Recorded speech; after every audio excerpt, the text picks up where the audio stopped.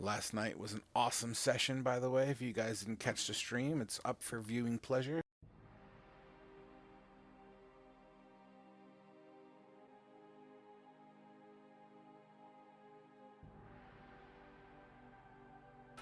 Okay, last we left off.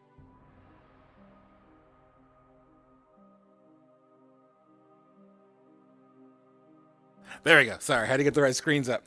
Last we left off, guys. To Doxel retcon, not retcon, but bring it back a little bit here. You guys are essentially uh, playing the cat and mouse game at this point in time. You've successfully navigated, successfully loosely translated, navigated the top side of the city of Brecca, which is clearly under siege somehow, some way. It appears to be from within. They're, within side of this dome of sand on the outside, preventing all kind of access points. Coming in through the sewers, pushing out, dodging and weaving, a bunch of Yuan-Ti chasing you through streets, and you guys duck and cover in buildings and hop from buildings and eventually find your way back inside the sewers, where you were met with a crocodile in the sewer, and then a young elf.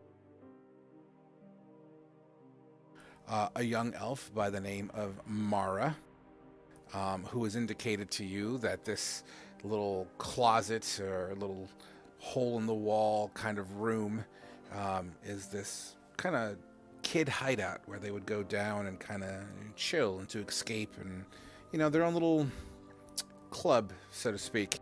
Unfortunately, none of them are to be found except for Mara herself, who is still in search of her companions. Nevertheless, pushing forward through the sewer tunnels, you find a suspicious altar where a ritual was currently being had.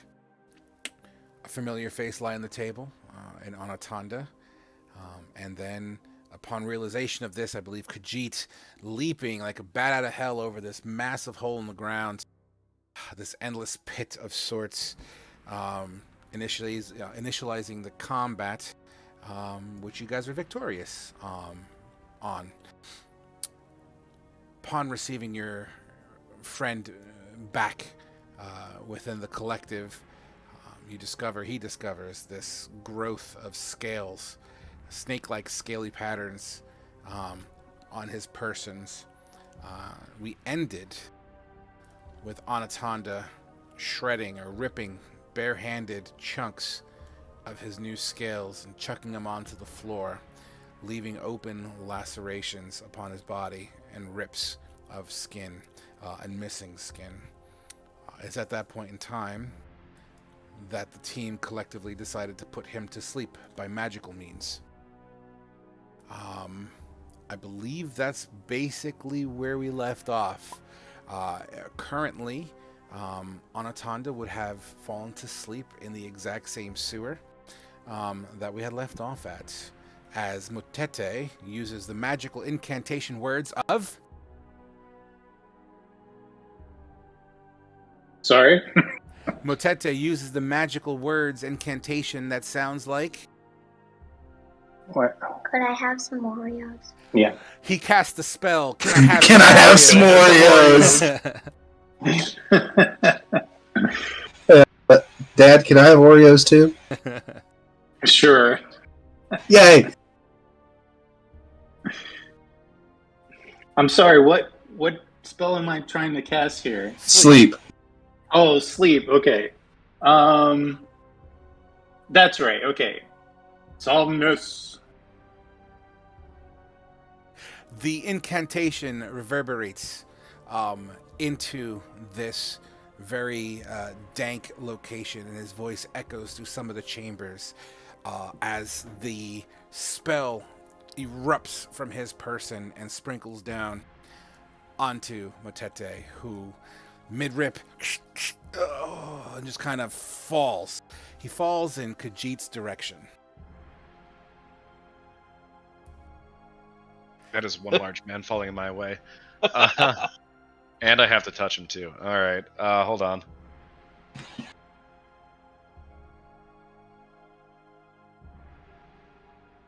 I'll catch him.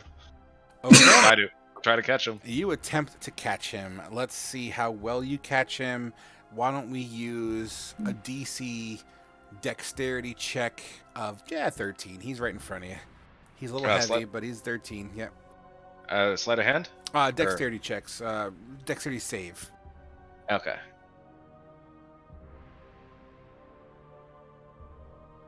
You catch him from behind under his armpits. The scales that were patterned on his chest that he's torn off, your hands kind of just, and you feel just wet blood just kind of all over your hands as it drips, but you gingerly bring him to the floor, hands covered. Thank you. Hands covered in, I got Oreos. Hands covered in blood as you set him to the floor. Somebody help Khajiit. I'll carry him. Back to the previous room so we can lie him down to rest.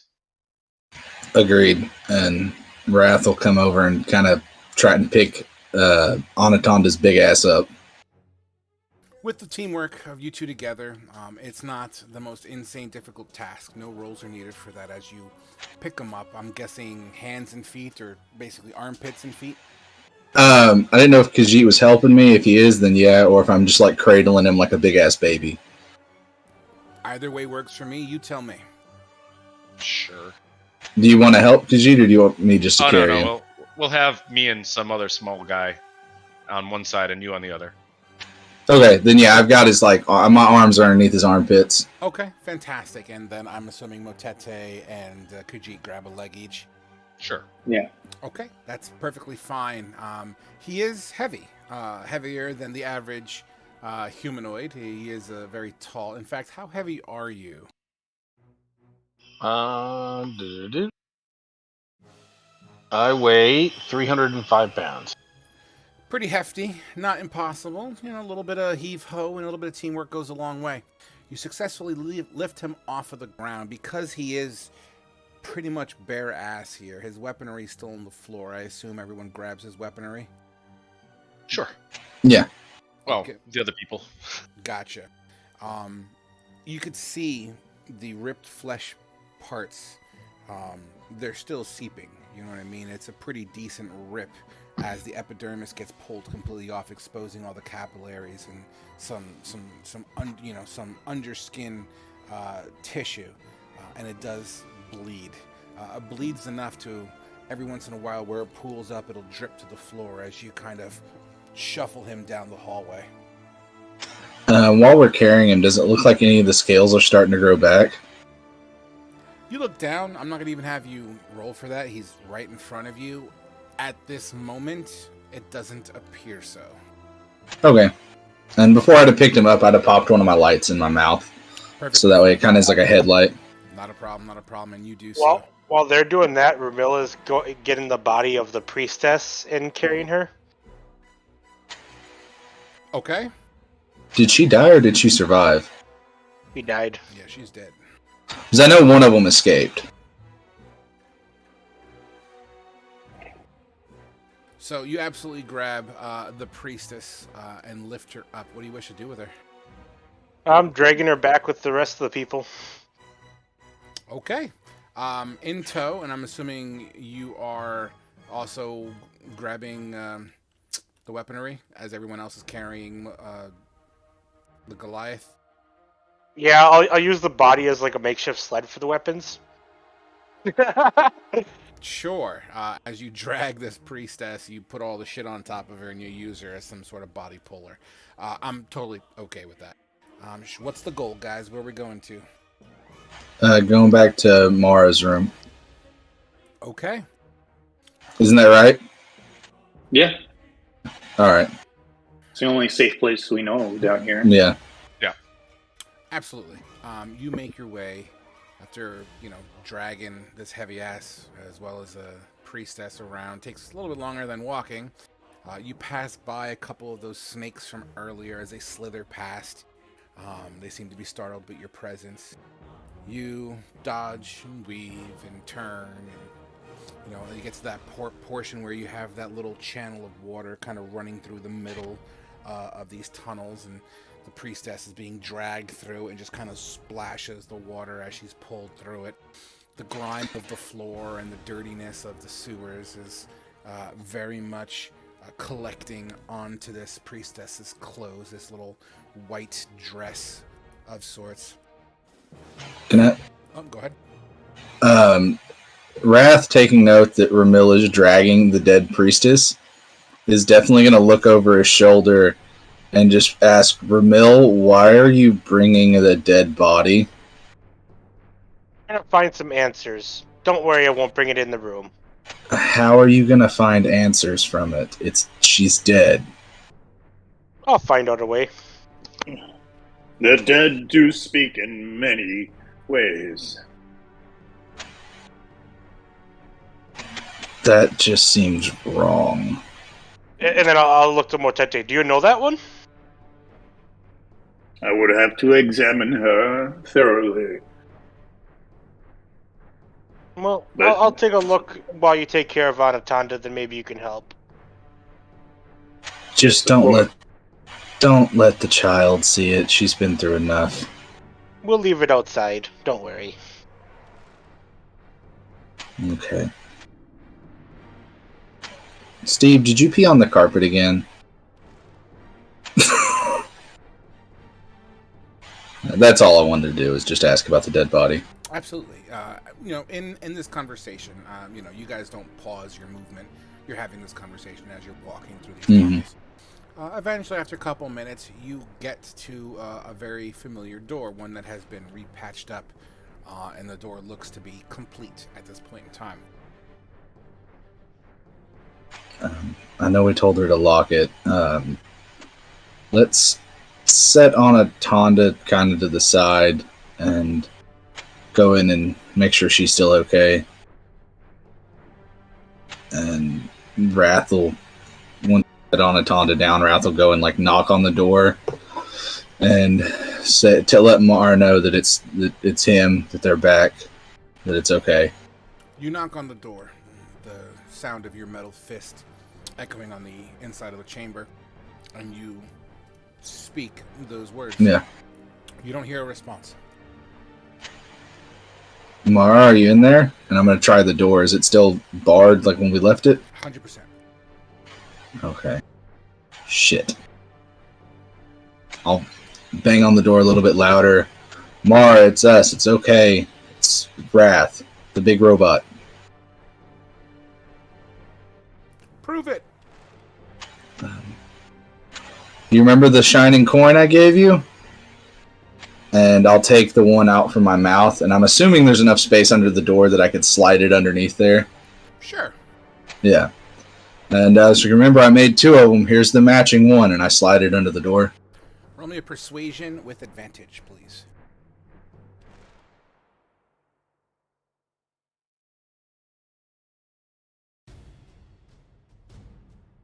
Fucking natural 20, which is a 19. It really Good as is it you, gets. Wrath. Okay, one second. And you hear this clutter, like something getting put down. Footsteps approaching the door from the other side. The light from the coin that is that you slid under with the light on.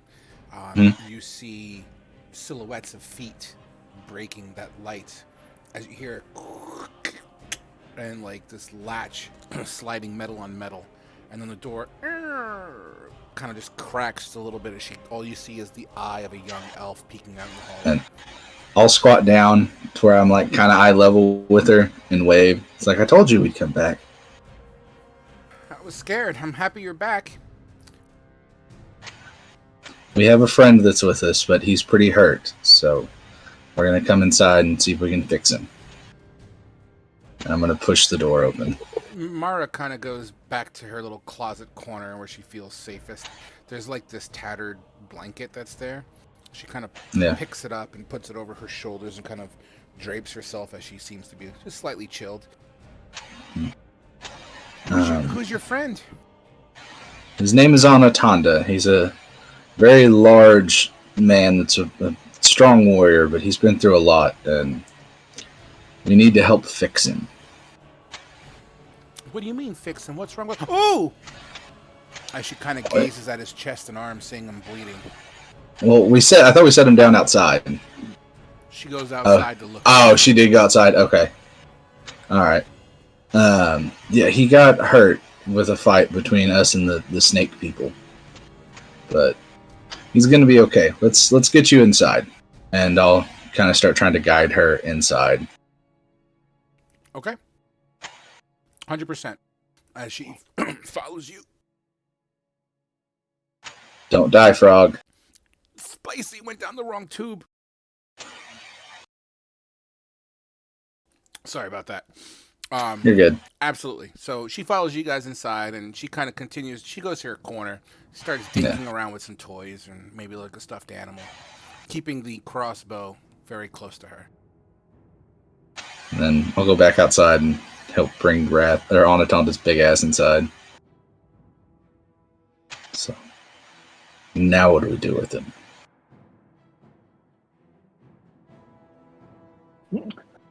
Let me see if I can attend to his wounds. Okay. I'll whip out the healer kit. Okay. And use my healer feat. So he gets 7 plus his level. And this is a physical healing. This is not a magical healing, correct? Correct. Take out your healer kit and you kind of untwine some twine, and you have like a spool of some, what the fuck do you call the bandage? Bandage. Thank you. You pull out some bandages and you start kind of, a little bit of an antiseptic comes in the healer kit, I'm imagining here, and you kind of pour it on a little bit and disinfect the wounds. The open wounds, they bubble a little bit like a white foam a little bit as it's disinfecting. You start patching them up, putting these linen bandages, wrapping his arms up, patting him down, and you would absolutely get the benefits of whatever your healer kit would provide. So on Atanda, you would gain, 7 hit points? Plus his hit dice. Plus your level. hit die. So go ahead and roll a hit die, or all of his hit die. No, like if he's level 4, then it's 7 plus 4, so 11. Oh, I got you. I misunderstood. So upon this health that you receive on Atanda, you slowly start to break out of your slumber.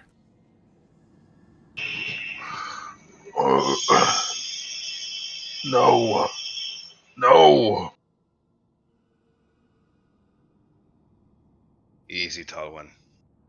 Just take it easy. You're safe here, big guy. This shouldn't have happened. This shouldn't have happened. A lot of things shouldn't have happened, but they did.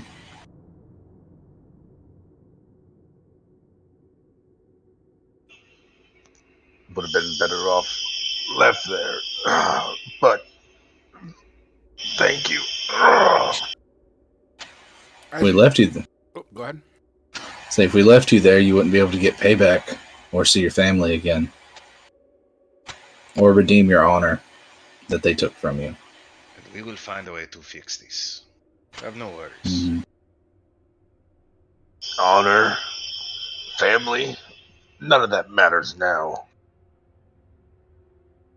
Yeah. But the way to cure yourself does. You think? You think you can cure this? Oh God, it hurts so bad. We will find a way. We fixed worse. Your open flesh exposed to skin, and as just this murky, humid air just kind of, touches this open flesh, it stings a little bit. It's clearly an open wound. Even though you're patted down and disinfected, it's still very much an open wound.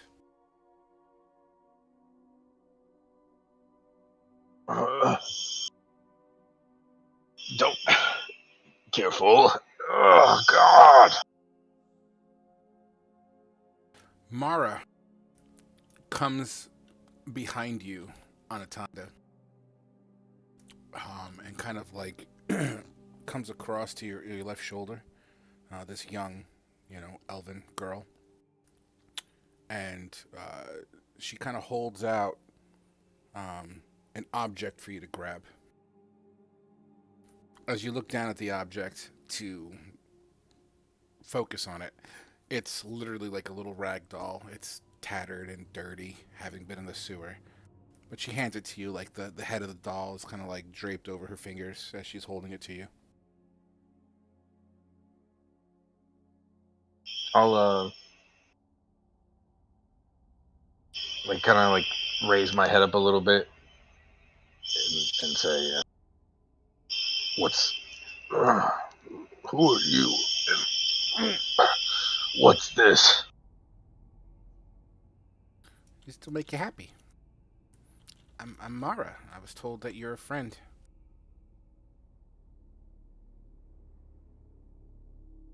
Thank you, Mara. I'll reach up and take it. She hands it over to you. It kind of, once again, it's like a little rag doll. It's nothing fancy. It's not intricately made. It's very much crude and dirty. Probably found somewhere washed up in the sewer, or maybe it's just an heirloom of hers that was given. But she kind of starts looking at you after she hands in. She attempts to kind of like touch on your arm where the skin is missing. Ugh. Mara, don't! Oh, sorry. That's pretty bad. Are you gonna be okay?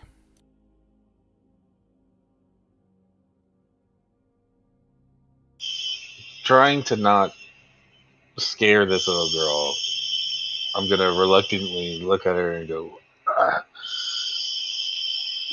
Yeah, I'll be. Okay. Alwyn, you should rest now. Yeah, Mara, let's go over here and let's let my friend Anatanda rest, and I'll kind of like offer my hand to her and kind of lead her back to her little cubby hole. She's reluctant to grab your hand, as I Yeah. think she feels that she's not up to that level of trust yet, but she does follow you. Yeah. And while that happens, the camera is going to pull out of the room and into the hallway. Right about the time that Motete was patching. What is Ramil doing as the body of the priestess soaked and dredged in just grime from the floor being dragged with Anatanda's weaponry laying on top of her? He's gonna be searching like for any like clues, like how this what he thinks of like curse on Anatanda was laid, or how to reverse it, like any writing or anything. You investigate. That's what you're gonna do. You're gonna investigate. Okay, let's see how investigative Rumilla is. 17.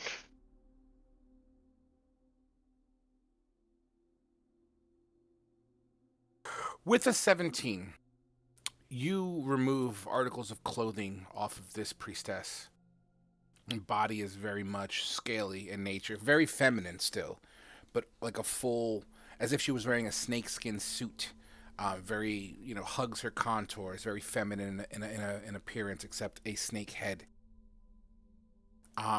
You find that there is a brand on her arm, and that reflects basically the same imagery that was on the idol that was in the room that Anatanda was being ritualized on. Okay. And I will find a picture of it for you in just a moment.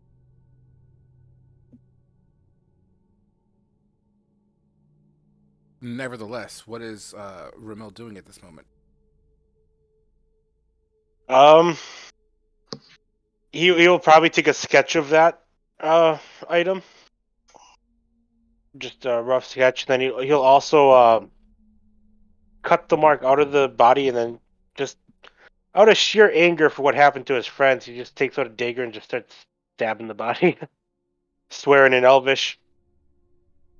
Motete steps in. He's like, Wait 1 second. Let's not mutilate the body any further. I will give her plenty of cuts for your satisfaction. But I would like to perform an autopsy. Perhaps we might glean some information as to help our friend Anaconda.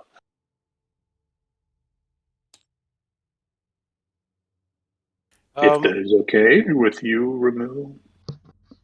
I give one more stab for good measure and toss him the piece of the brand I cut off, and then just walk back to the group silently. The brand that you cut off is an image that doesn't want fucking load. Sorry, one moment.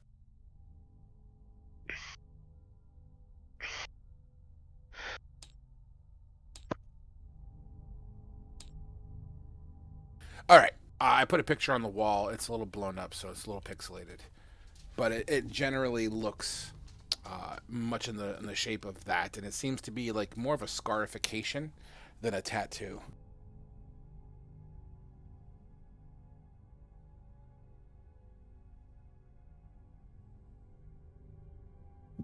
Okay, yeah, and then I also would have sketched that down on some paper. I apologize, Ramil. What was that last statement? Oh, I would have also sketched that down before I walked back to the group, just silently, leaving Motete with the body.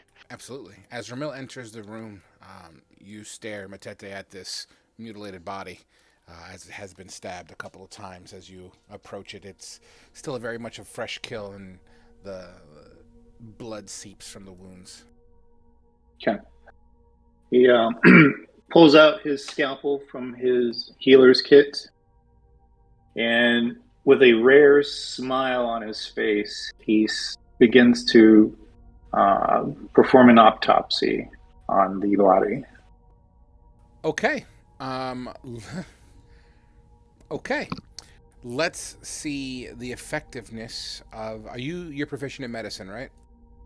Yes, and I'm trying to combine medicine and arcane, his two specialties, Okay. to figure out, what's going on. I'll tell you what. I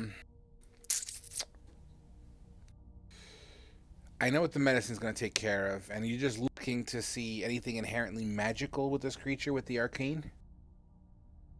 Yeah. Okay. Um, That's perfectly fine. So let's go with this then. Why don't we roll a medicine check and then roll an arcane check? And do them both with that. Well, do the medicine check with advantage, as this is very much in your scope of support. The arcane check, we'll just do a straight roll for that. Okay. Whew, motherfucker's on fire. You take your scalpel and you start at the base of this creature's neck, right where the divot is here, where the throat is, and you just start to the scalpel, even though it's still very, very sharp. The hide of this priestess is very tough. It's definitely a leathery, scaly kind of hide, but your blade is sharp enough of an instrument that it does slide down. You kind of hear the tearing, slow tear, as you get to right around where the belly button area would be on this creature. You begin to kind of incise her and kind of cut away at some of the meat and tissue, exposing a bone, a skeletal structure, as well as organs. You peeps around inside this creature and trying to recognize if there's anything with this creature that seems to be inherently of the arcane. Nothing with the arcane to be found that you're aware of. However, this body seems to have very similar humanoid, human type of structures. There's a liver, there's a stomach, there's intestines, there's things, and they might be misplaced because of her new structure, but it appears as if maybe this priestess was possibly human at one point.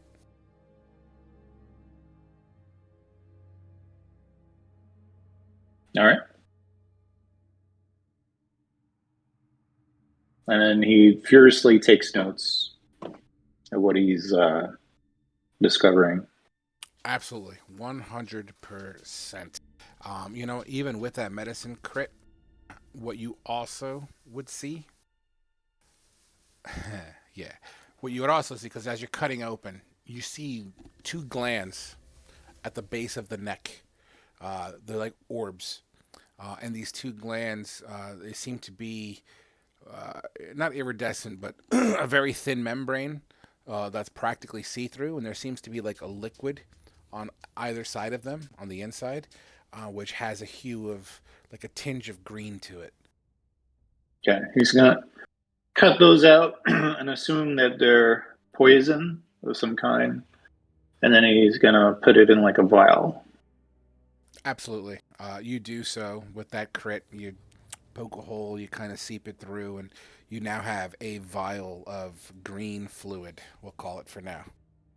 Okay. You can absolutely add that to your spreadsheet.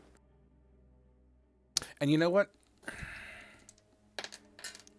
There's enough in there in this vial. There's enough that you harvested for 3 doses. As far as if we were going to do a fluid count, like a 3 ounces, 1 ounce per dose. You know what I mean? There's 3 Okay. ounces. As I put up 4 fingers, there's 3 ounces.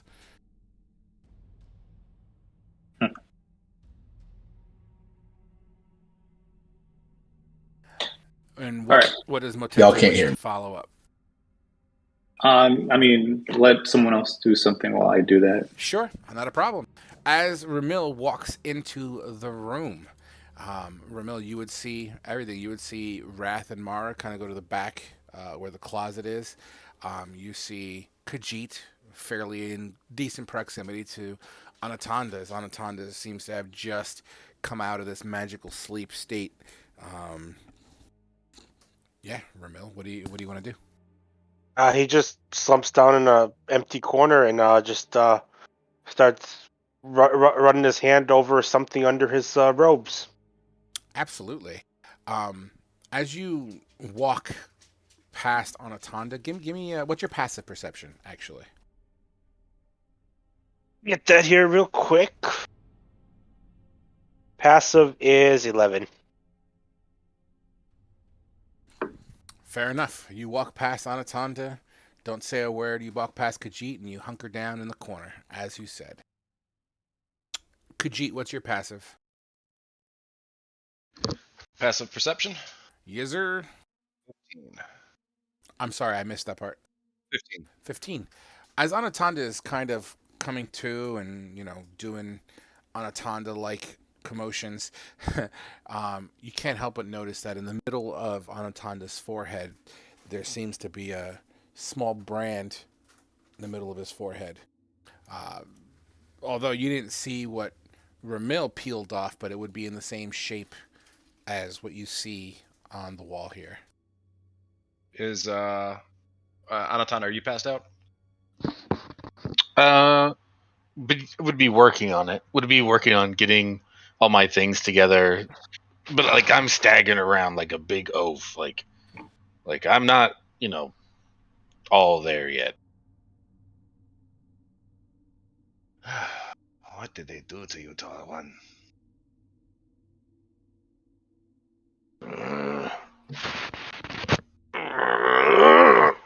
Sorry. I don't even remember. I can't remember. It's okay. Sorry for disturbing you. You can rest now.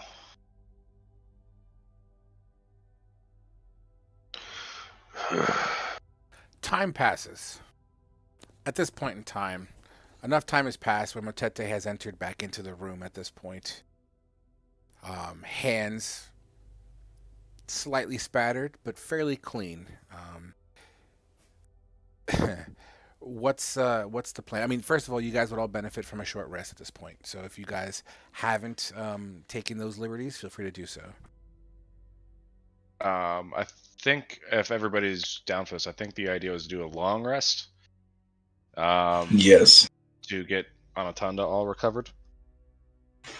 I'm down with a longer rest. I'm out of spell slots. Yeah, that's same. I'm out of spell slots and abilities with my armor, so a longer rest sounds cool. So we would just be hunkering down in the room. Yeah. Okay. Okay. As you prep, you close the door. Probably relatch it, I'm guessing. Yeah, and Wrath will take his usual position once it's like time to go to sleep of just sitting his big ass down in front of the door. Are you going to bring Anatonda's gear inside the room? Oh, yeah, if we hadn't done that already, then yeah, definitely. Okay. Sure. Wrath would return into the room during the first course of this break. Anatonda, you would see your weaponry as Wrath brings it into the room. And if the priestess is still laying there, like, by the door, I would check with Motete if he's done with her or not. Yeah, you would look at the priestess, and she's slit from groin to sternum, top of sternum. Yeah. But I'm saying, I'm going to go up to Motete. Motete, are you done with your project out there? And I'll gesture towards the door. I performed a thorough examination of the body. Okay. You may do with it as you wish. I just don't want the child to see it. And how far away, Frog, is the alligator pit that we found? Make a right. Make a right. 2 rights. And let's just say 100 feet. Okay, then I'm gonna... There isn't any like a water or anything near us, like one of the deep channels where we're at right here. I'm looking to just throw the body into like some water. Yeah, well, you can definitely go to the crocodile pit, and because remember you kind of walked under there and all that stuff, so it's definitely deep enough. You know that it's stagnant water. It doesn't seem to have a flow to it, but yeah, you can make it down there. You could chuck the body into that if you want. All right, then I'm gonna let the group know what I'm doing. Of like, I'm going to go get rid of Motete and Ramil's little side project, so that way Morrow doesn't have to see that the child's been through enough. I'll be back in a little bit. And I'm going to go pick that disgusting body up and walk back to where the alligator was. How are you picking it up, out of curiosity? I am trying to just cradle it, trying to keep as much of the guts as I can inside. And, his wrath's been covered in enough disgusting shit. And, yeah, I'm going to go to the water. And I'll go probably about waist deep and then kind of just... What I'm going to do, too, before I get her into the water is I'm going to take those 4 stones I had with me. Remember, I picked those up a long time ago. And I'm going to stuff those, like, into the chest cavity area to help weigh the body down.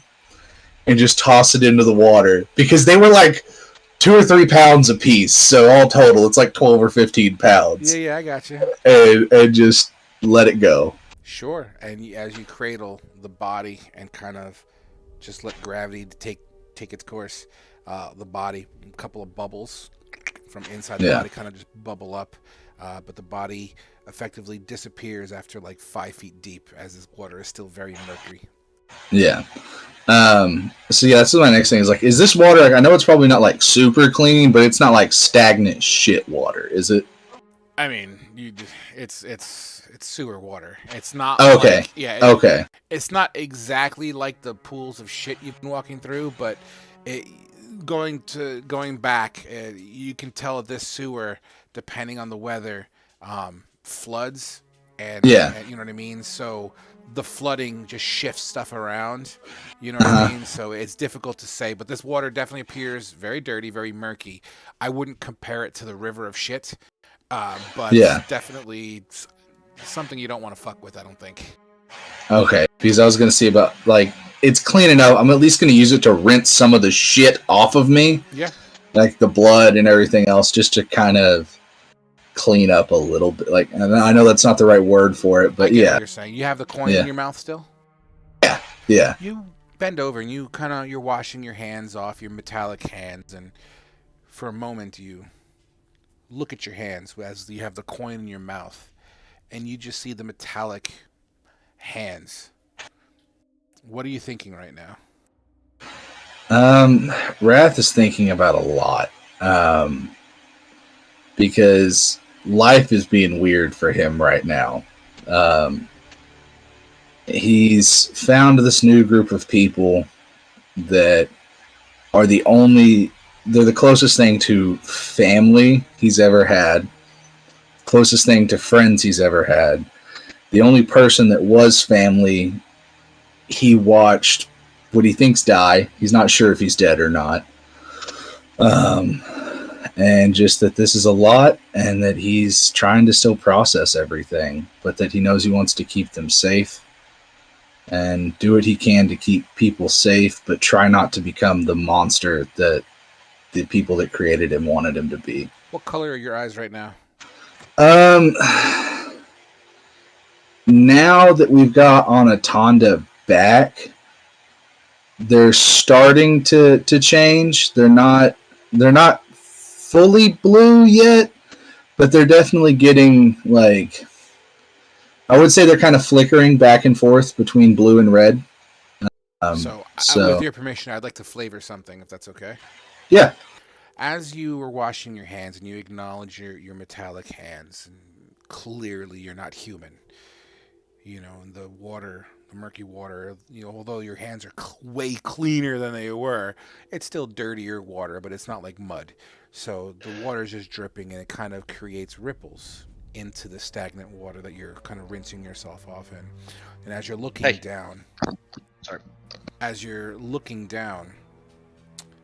the ripples kind of fade away from the last drip from your hands, and you see your face in the reflection with the coin in your mouth, and your eyes are red at the moment. And then with the acknowledgement of everything that you just spoke about, you see your own face, your own eyes go from that reddish hue as they slowly turn to blue. I like it. Thank you. Yeah. And then building off of that, seeing the eyes go back to the blue, he's going to look at his face and just, you're more than just a monster. You're not just a killing machine, Wrath. And then I'm going to kind of turn and go back. You walk back into the room. Everyone seems to be getting ready to hunker down. So the way long rests work now, it's going to be 4 hours on, 4 hours off. I already rolled. There's not going to be any encounter, especially with the door bolted. So what I would like to know is, for the 4 hours of on, what is each of your characters doing during the course of these 4 hours, starting with Khajiit? He's probably going to just be looking over all of his tools while just kind of looking over Anatonda. You know, as the time goes on, just kind of feeling for his situation. And other than that, he's just going to be still hating the whole environment that he's in. Gotcha. Anatonda, how are you burning 4 hours? Just looking at my arms and chest, and like kind of like, having a real pity party about myself right now. Just like not really too concerned with like what everybody else is doing. He's glad that everyone's there and everyone's okay, but he still feels like he would have been better off just left there. Gotcha. Motete, how are you burning 4? He is whipping out his spell book, trying to commit the spells to memory, writing some notes down about, what he saw on Anatonda's anatomy and the Yanti priestess. And he's rather unemotional about it. Like, I know everybody else is kind of fretting, but he seems very interested in this anatomy, and he finds it Very interesting. Awesome. Ramil, how are you burning for? After doing a small ritual from after waking up out of his meditation, he is just sitting, rubbing that item under his cloak and thinking about his last day in the Feywild. Any particular memory in the Feywild that you remember? Yeah, the very last day and the events that got him exiled. Fair enough, my friend. Fair enough. Which leaves us Wrath. What are you doing for 4? First thing, Wrath would go and check on Mara, make sure she's okay, and possibly if you'd let me like tweak the light coin that I have to where it goes to a dimmer light. It's more of like a night light for her. 100%. And make sure she's comfortable, and then go back to his spot of just sitting or probably just sitting down in front of the door, kind of like knees to his chest, still kind of reflecting back on what was still back at the water, and just watching over his friends like he usually does. As you check in on Mara, Mara's in the corner. She's got a piece of waterlogged chalk. She looks like she pulled it out of a small pile of chalk that she had maybe found. It looks to be partially used, or broken pieces of chalk, possibly discarded at some point, out of a little box. And she begins to draw on the wall. It's a drawing that... I guess I should fucking draw it out, huh? But you see her drawing for the moment. Then I just kind of stand there and watch her for a minute, and just watch and see what she's drawing. Maybe come over to her and, kind of kneel down and ask her what she's drawing. So she's drawing kind of like a room with a circle and a pit in the middle. She also seems to depict like what looks to be like a sewer drain and a corridor that goes down. She draws a pipe that shoots like water down. It looks like she's just drawing one of the sewer locations with a bunch of friends, kind of like stick figures.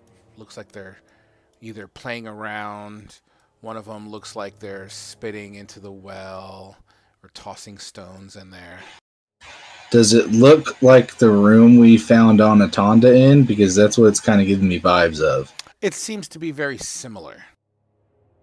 What one portion depicts what looks to be a self-image of, I guess, a young elf herself, kind of looking down this entrance point here, or at least this sewer drain here.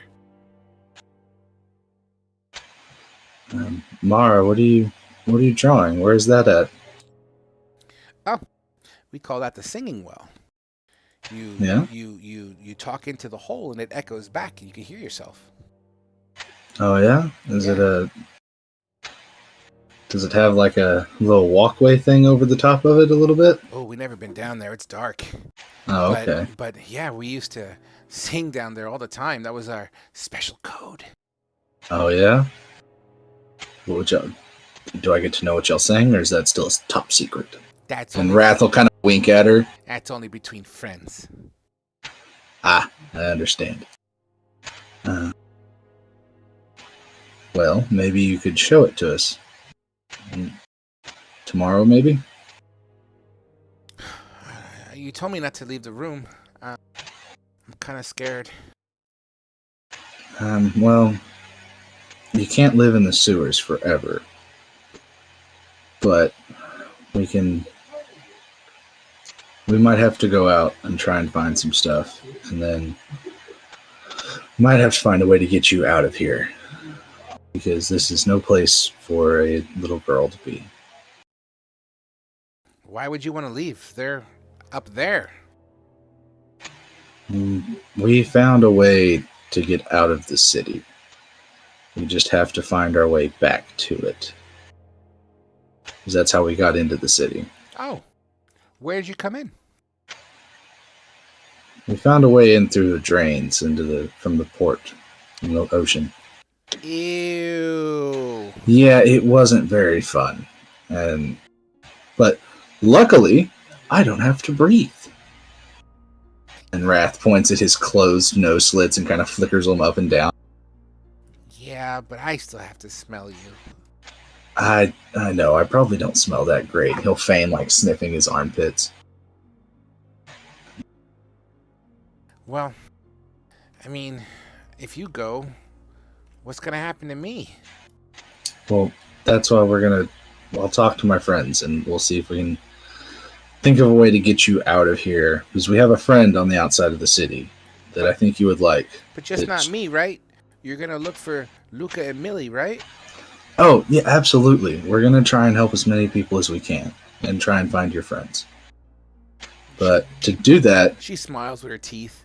And as soon as she smiles, you hear...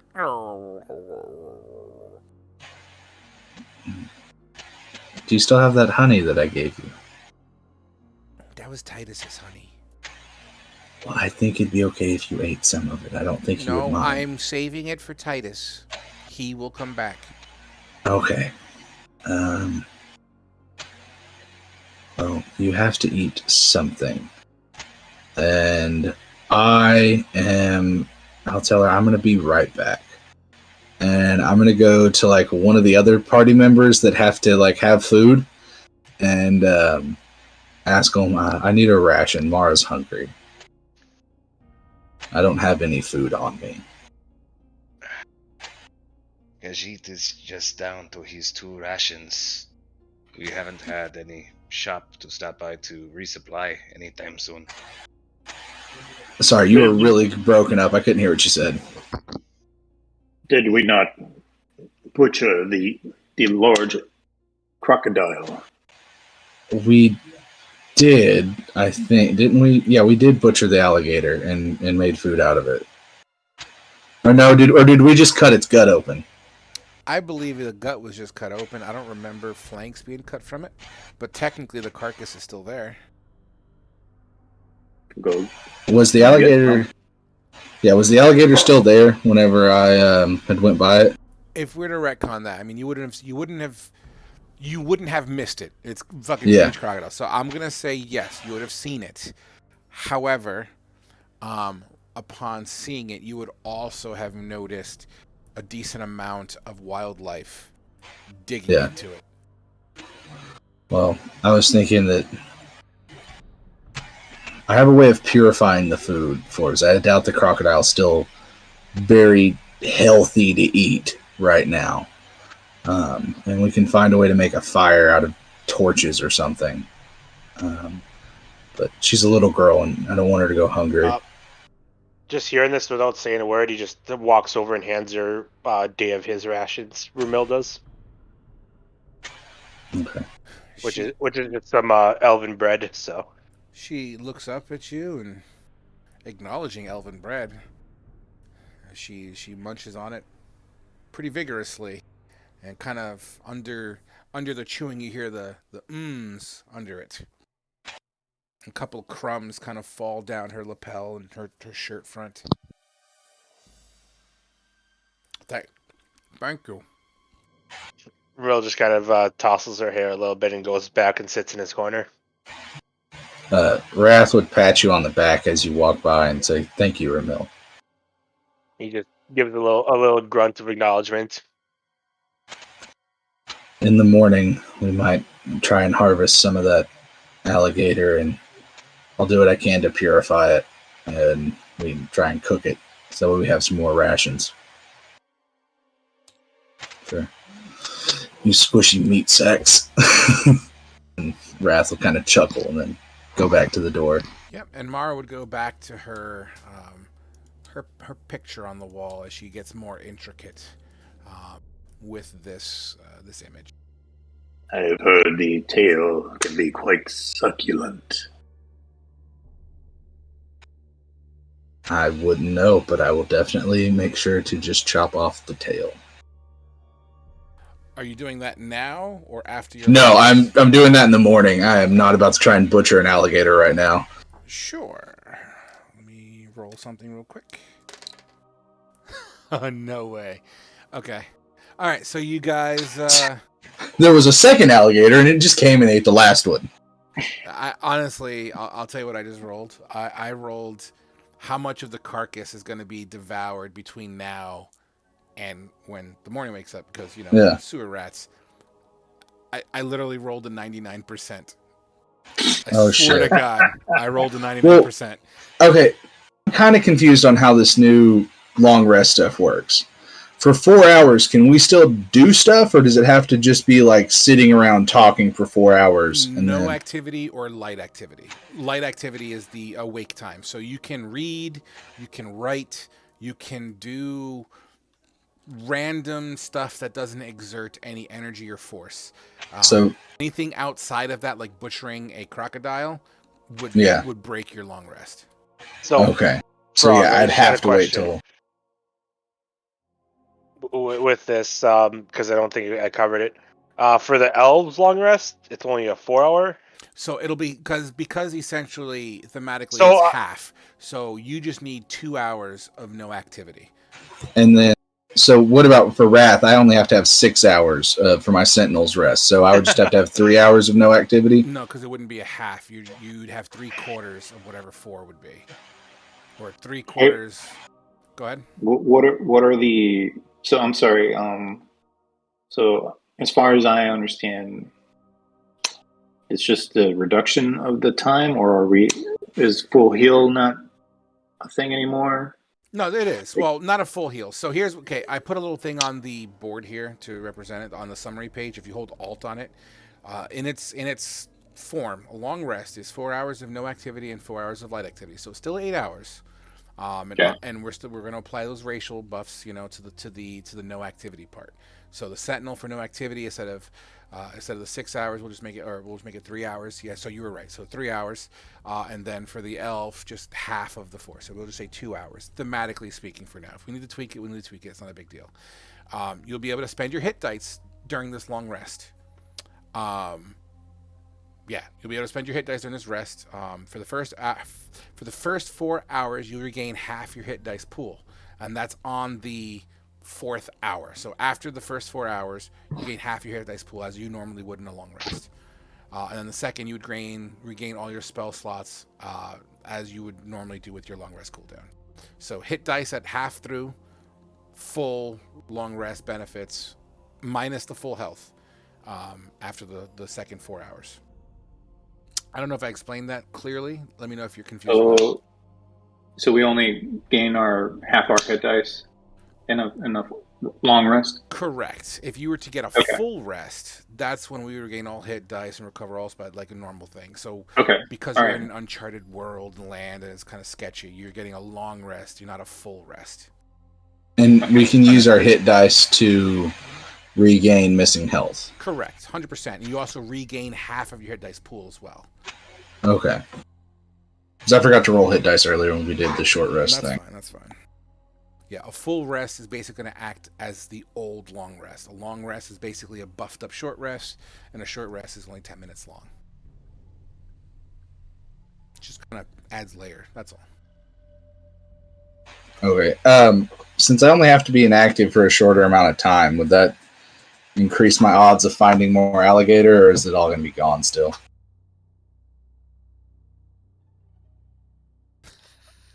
I rolled a 94. I'll take 3/4 of that. So yeah, I mean, it'll be tore up, but there'll be enough to harvest. Okay. All right. So, everything good? Everyone good on their long rest? Anything that wants to transpire before we end our long rest? I'm just preparing spells. Okay. After the 8 hours surpasses, the whistling of Mara can be heard as she's still scribbling away on the wall. Everyone is woken up to the sounds of her whistling.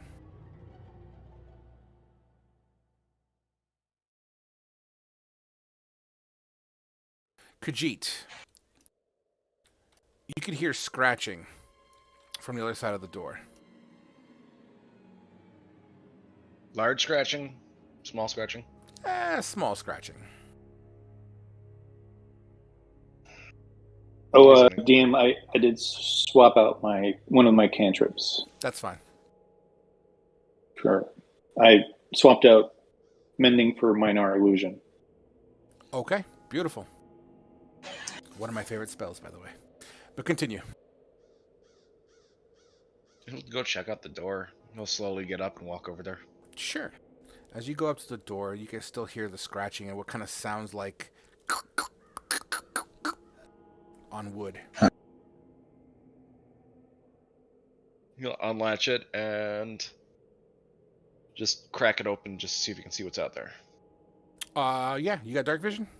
Yes. Yep, you peer down, and there seems to be a rat trying to gnaw his way through the door.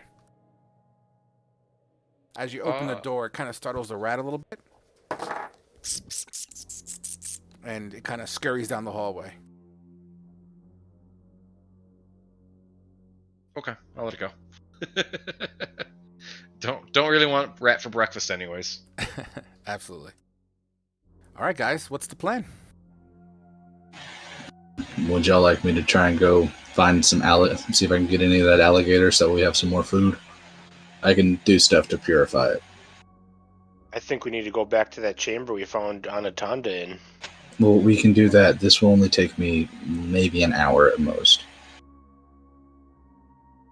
You all need food too, Ramil. We can't just keep running into all this. We also need to get the little one out of here.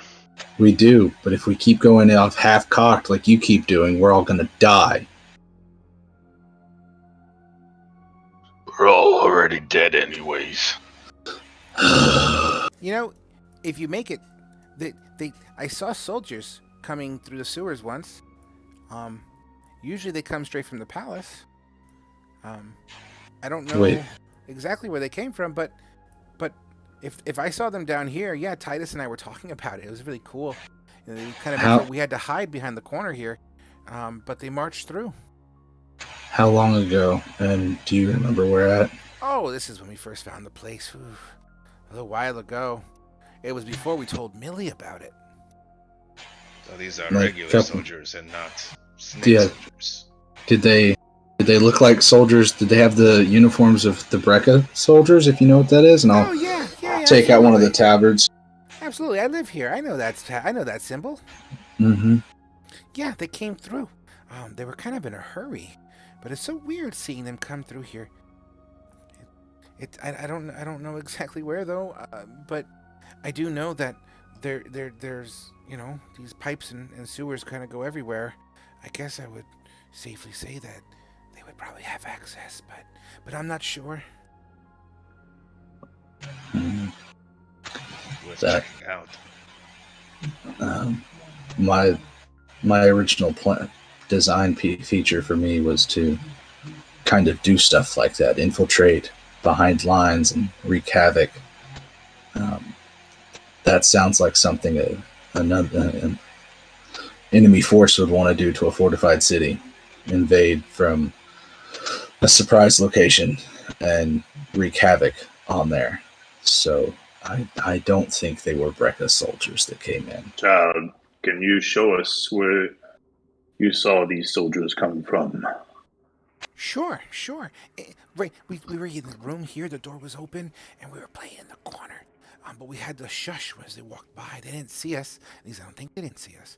But when they walked by, they were wearing the thing what you had in your hand. That's the symbol they have. All the soldiers have that symbol. So they were wearing it, and that would make it easier to infiltrate a enemy force.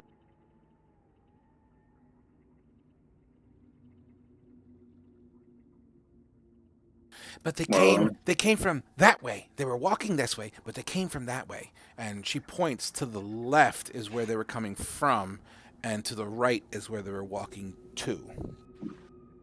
Is to the left the direction that we found on Natanda at?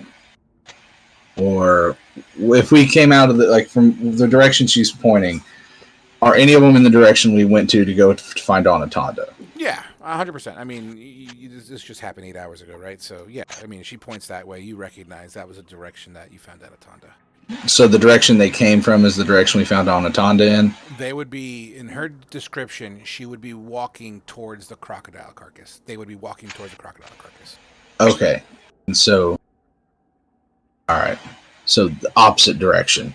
They were headed towards the direction where we found Anatonda. No, they were walking away from it. Okay. They were walking. All right, I was turned around. Okay. Then I think we need to go check that out. We might find some answers there. Yeah, and so we can end this all. Well, they could also give us a way to get the child out of here. Maybe get her back to Nanu. Nanu might be able to take care of her and keep her safe. But I don't want to go. You're not going to make me go, are you? I'm not going to force you, but we definitely need to. It would be safer if we could get you out of here.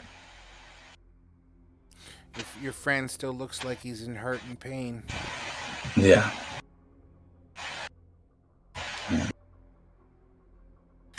I mean, the rest. Yeah, go ahead. Mister, if you squeeze the doll nice and tight, you'll feel much better, I promise. Can I squeeze it way too hard and see what happens? Oh my god. Sure, give me a strength check. Straight strength, not a save. Just squeeze it. Still weak. You could hear the seams of the fabric kind of squeezing, but in fact, you squeeze it hard enough that a little bit of fluid comes out of it, like water that's just been seeped into the center of it. Chris, you know what, little one? I need it to extend even further. You know what, little one? You're better off with this than me. But okay, I mean, if you don't want it. Thank you, little one, but keep it safe. You know, my daddy gave this to me before we got separated. Many years ago, I was a baby. I've had it for such a long time. I don't even remember exactly when he gave it to me. I think it was a gift on my birthday or something. But enough. Thank you. Okay. I'm gonna turn my back on her.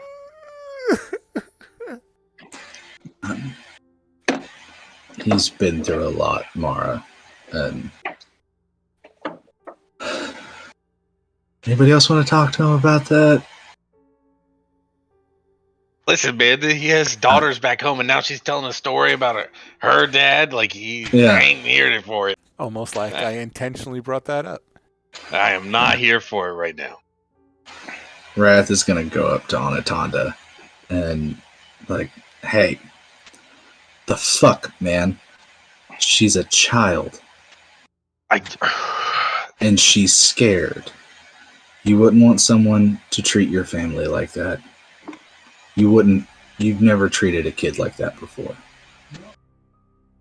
No, fuck these kids. Fuck the city. Fuck everything. You think, look at me. And I would assume that, I'm still, open. Yeah, I've healed, but I'm... So the skin is starting to naturally heal. It's not like this rapid heal. But what appears, what normally would be scarred skin, if you were to ever rip fucking, chunks of flesh off you, it's growing back as scales. Yeah. Look at this. Look, I'm cursed like this for the rest of my life. There's point. And I'm a damn robot. If they can make life out of a chunk of metal and circuitry, we can find a way to fix some scales. It's not like this is the end of everything. Listen, Wrath. I know you're my bash brother, but this is... Well, right now, you're acting like a coward. And that's not the Anatonda I know. You're a brave fighter.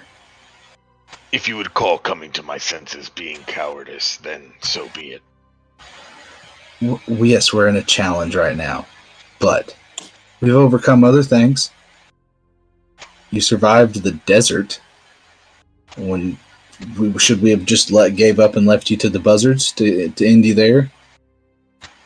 Key factor there. You had to save me. I would have died. Yeah, and you know what? You've had to save me. You've had to save Khajiit. We've all had to save each other. We don't just give up whenever one of us is down.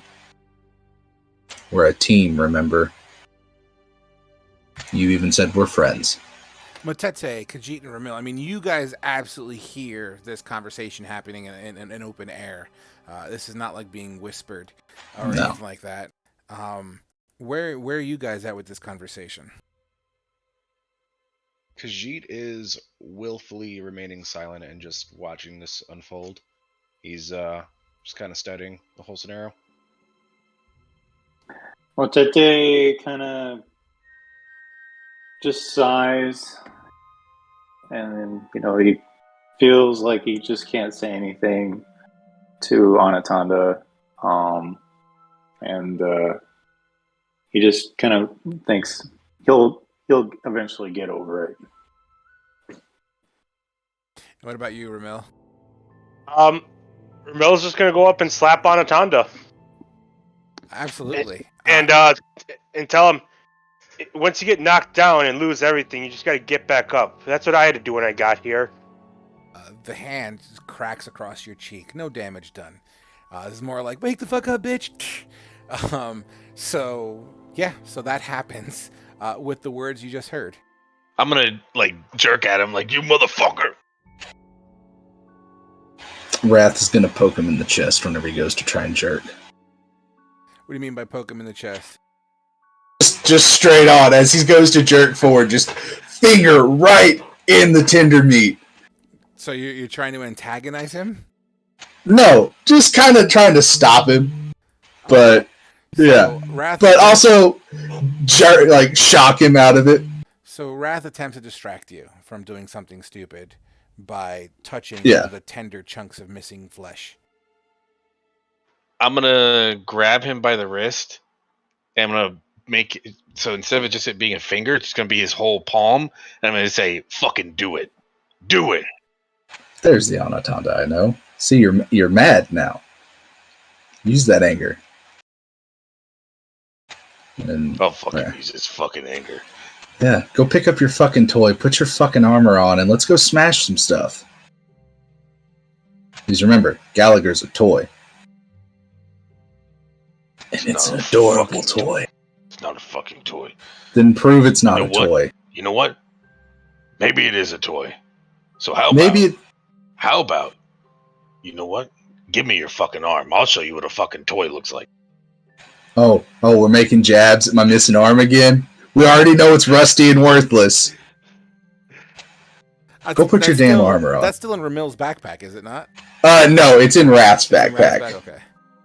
Yeah, and I will take the arm out of it and here, you need a hand, and I'll throw it at Anatonda. This metal arm is very much cold and dingy, as it's been submerged in murky water for a hot minute here and there, as it rotates, as it hits and rotates on you, all the solid parts on the inside that would have kind of cupped chunks of or little things of water kind of start to dribble out of the seams as it's the first time this arm has been rotated to kind of drain it, and it kind of just spills over you a little bit, which, by the way, you're still sort of naked if I'm not mistaken. Yeah, still in the process of putting on that armor. Still haven't quite fully done it yet. So I'm gonna take the arm. I'm kind of almost like a puppet. Just gonna wave it back and forth. And just go, oh, thunder, thunder, thunder! Yeah, so strong. And then I'm just gonna chime in when he's doing that. Well, just think of it this way: at least you have a home to go back to. And I just walk out of the room. Yeah. Some of us don't have. Actually, last time I saw something, it was heading directly for my home. And We don't know if there's a lot of things towards the west or towards the east. We don't know where it went. I don't have a home or a family anymore. I know that. You think I watched the man that helped create me die in front of me. You at least have hope that your family's alive. I cannot go back to my family like this? Then we find a way to fix it. There's no fixing it. You know what? There's always a chance of fixing things. You want me to go back to the way I was? I just want you to get your shit together. Then leave me be. I'll handle it. Anything comes in our way, I'm done talking. Are you gonna put your armor on and pick up your fucking hammer and actually hit things with it? Yeah, I'll put my fucking shit on. Okay, that's all I want, big guy. And Rat's gonna like screech his cheeks. Wrath is just trying to piss him off. Mara's in the corner at this point, and just over the course of this conversation, she has her hands over her elvish ears, and like she's kind of turned into the corner. Mom, Dad, quit fighting! Listen, I'm trying to give Onatanda something to be angry about instead of just dwelling on it. It's all good. You don't got to explain yourself. I'm picking up what you're throwing down. All right. So, Ramil, at this point, you have exited the door. Are you turning left or are you turning right? He's just going to go by where the croc was, since I know that's where everyone else was heading. And just going to lean against the wall, waiting. All right. You make your way to the croc. Your dark vision kicks in. This croc is well destroyed, as you see just a swarm of rats just kind of chewing at it. One rat in particular looks a bit off to you. Its body seems to have pustules all over it. And as this rat is trying to chew into this croc, you see all the other rats chewing at soft tissue. You know, it's been cut open, right? So you see rats chewing at the soft tissue. This rat is like chewing at like the scales, almost like it doesn't know what the fuck it's doing. And the pustules, as it rotates and stretches, you know, as he tries to dig into this thing, the pustules kind of pop open and they kind of just ooze down its fur. Looks like a plague rat. So you go ahead. Yeah, he just sits there waiting for the rest of them, kind of trying to cool down a little bit. Okay. All right. Everyone would have seen Ramil make a right-hand turn, storming out of the room. What's everyone else going to do at this point? Are you two done yet? I'm with Ramil. Mutete didn't want to listen to the whinging. Oh, okay. I apologize. I think I must have missed that part. So, yeah. So then you would have... Well, you don't have dark vision. What are you using for your light source? If any. Nothing. Nothing. Okay. So you're pitch black. So you're kind of just reaching around and following Ramil. Is that right? Yeah. So I think I handed you my hooded lantern in the last session when we were by Shit River. Well, you're welcome to use it if you want to. I'm okay with that.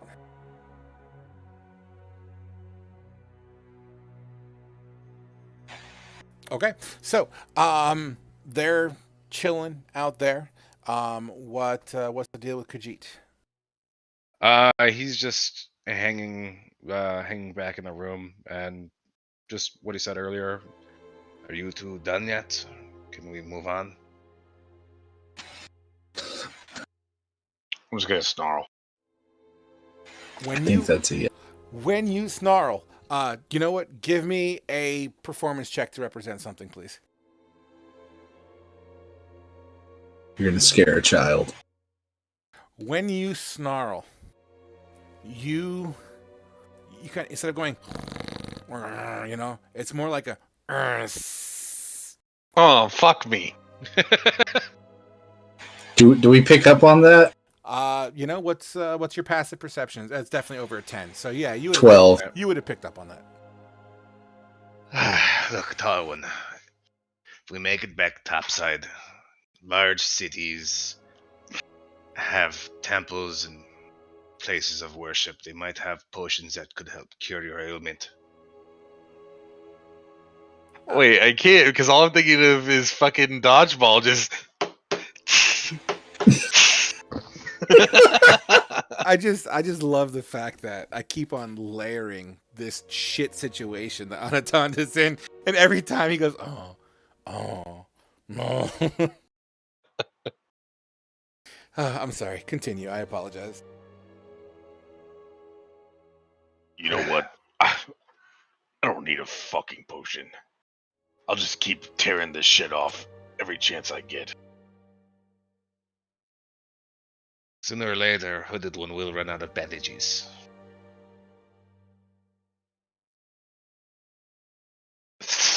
So what?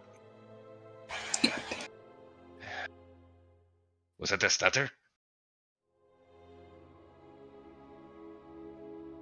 Is Well, T whenever patient you're zero ready, and a zombie? Khajiit will be meeting up with the others. And he'll exit. Okay. You exit and make your way to the two that are waiting for you guys around the corner. You see, Ramil kind of leaning against the wall. You see Motete sort of doing one of these, Jones, like just making sure he's feeling the wall and he doesn't trip on something as it is pitch black for him. You sure you want to be leaning up against that? Quite filthy. Filth does not disturb me. One of you have one of my coins too, by the way, because I made 3 lights and 1 flower thing, and the girl has 1 and the flower thing. I have 1, and someone else has a coin too. That's fine. There's just many ways of getting a light source, so that's perfectly fine. Regardless of that, my question I have now is, Wrath, although you remember the story that Mara was talking about the soldiers and whatnot, everyone seemed to have turned right towards the Crocs. Where is Wrath going to go or do or say? I'm just waiting for Anatonda to get his shit together. Sure. You make it to the door and you kind of like just look over your shoulder if I'm to just proactively flavor. And you see Anatonda finishing up, putting on his armor. Do you wish to say anything as you're kind of looking behind you at him? We're going to fix you, buddy. Better fix your fucking face before I do it. Okay, Buttercup. All right. And then I assume Anatonda follows behind Wrath and leaves? Yes. Okay. You guys are all in the hallway. You make a... Go ahead. Is the girl going with us? Or is she staying there? Because I couldn't remember. Were we having her go with us to show us where the shit is? Where the soldiers came in at? Group? I couldn't remember. But I know while we're waiting for Anatonda and Wrath, Ramil would say to the other two, well, at least you guys are home yet. I can't ever go back to mine. Just kind of mumbling under his breath to the other two that are with him. Who's to say Khajiit can go back to his home?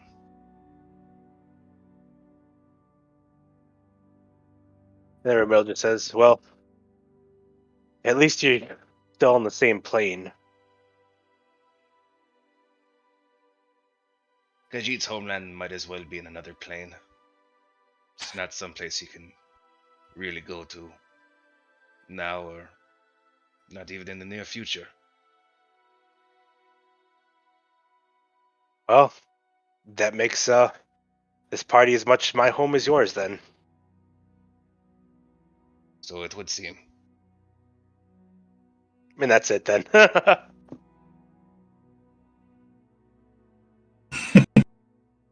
was sweet. Got a cavity just listening to that. As a bard, I heard many years ago once said, "It is not where you're from, it is where you're at."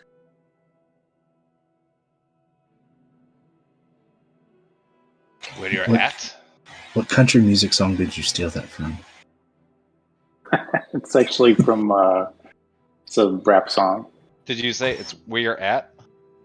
It's not where you're from. What? Not where you're from, but where you're at. Khajiit does not understand this. We're in shit right now. With more shit topside of us. Yes.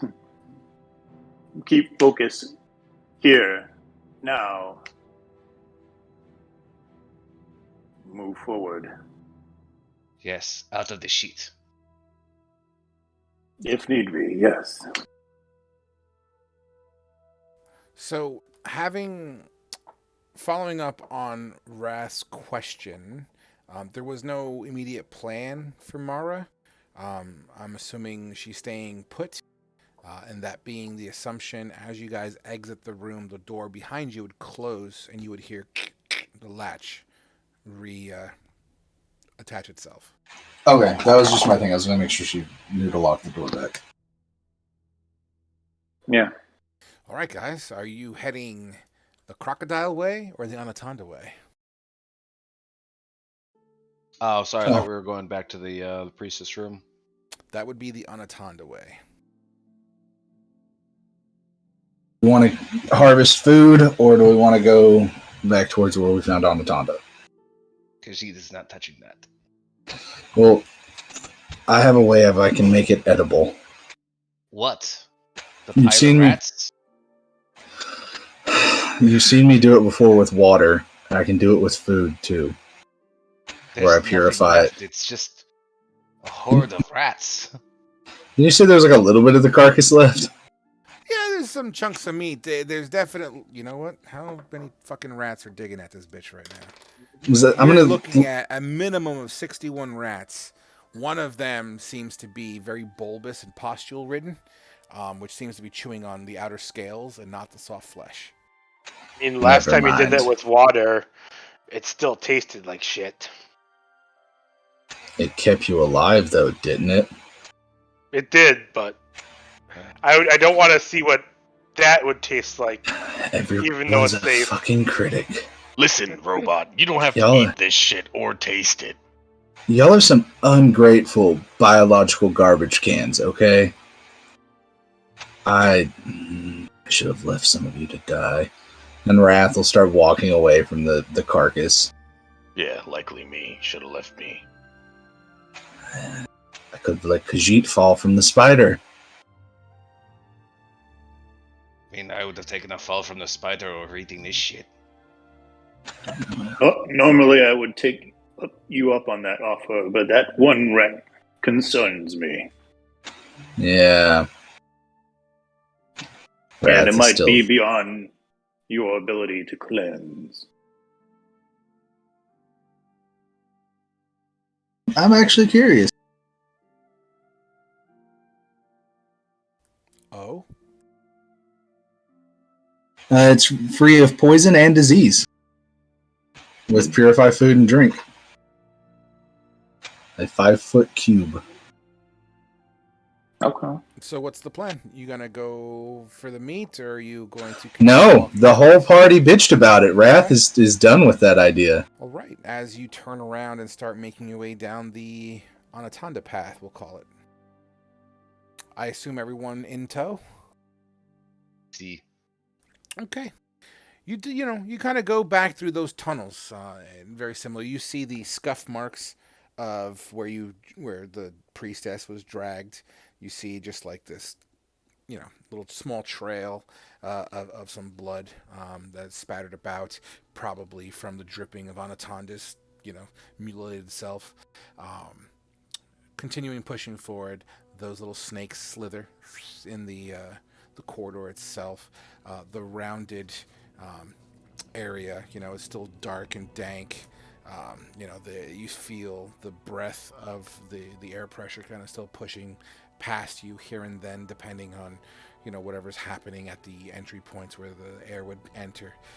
Eventually you get to the same room where you had found Anaconda, and there in the middle of the room is that big pit. In fact, I will bring that map back up just for a point of reference here.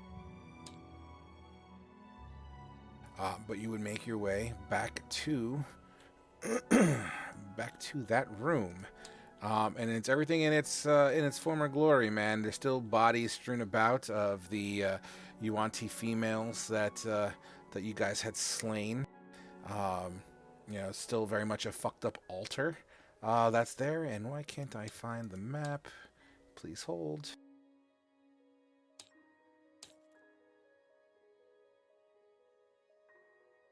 There you are.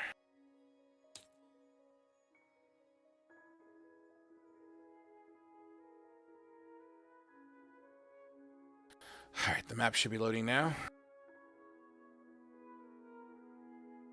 And once again, it's just a point of reference, and don't mind the little tendrils this time. If there's, you said there's still dead bodies in there. If they have heads, I'm stomping on them like a full stomp and a spit afterwards. 100%. It takes you more than one stomp to get the desired jellied effect. So your first stomp, crunch. Second stomp on the same head, crunch even more. And then you eventually hear what sounds like a watermelon caving in as your foot just kind of starts smashing at already liquefied goo. A little bit of a spit and then walk away. Ramil's gonna go off into this direction here where my red hand is. Okay. Because that's where the priest was trying to escape, and see if there's other paths through here. Sure. As you peel away in that direction, Wrath, what were you going to say? I was going to go over to the well, and I'm going to toss my lit up coin down there and try and see how long it takes for it to hit the water. You said the well? Yes. Okay. Yeah, you throw it, and it has a good 10 to 15 second hang time, and eventually hits the ground. It lights up. It lights up at first, as you can hear, kind of goes kaploop, almost like there's a liquid down there. And as it seeps down, eventually the light doesn't penetrate the water any longer. The little girl said this was a singing well, right? I think this might be it. It looked kind of like it from the drawing that she made. Khajiit's gonna yell, Khajiit hates the fucking sewers! Hates the sewers, hate the sewers, hate the sewers, hate the sewers. Fuck this place. This place, this place, this place. He's gonna check out the far end of this tunnel. Sure. So we'll pause the guys going down that hole real quick as Khajiit makes his way down. It's very much plain Jane. It's a hallway. It seems to have a pipe at the end of it, with some degree of a valve structure to it. Kind of like a port door, like one of the wheel turny valves. Okay. Is it like on the wall or is it like on the ground or something? It's on it's an L. It's on the ground and then it goes into the wall. Gotcha. Well, turn it, see what happens. Sure. You kind of grab it. The metal is, once again, it's just grimed over. This place gets flooded from time to time, so it has a little bit of a grime on it, but you throw some body weight into it and squeak, squeak, and you turn it. You turn it far enough where it's no longer able to be turned. You start hearing the sound of rushing water coming through the pipe.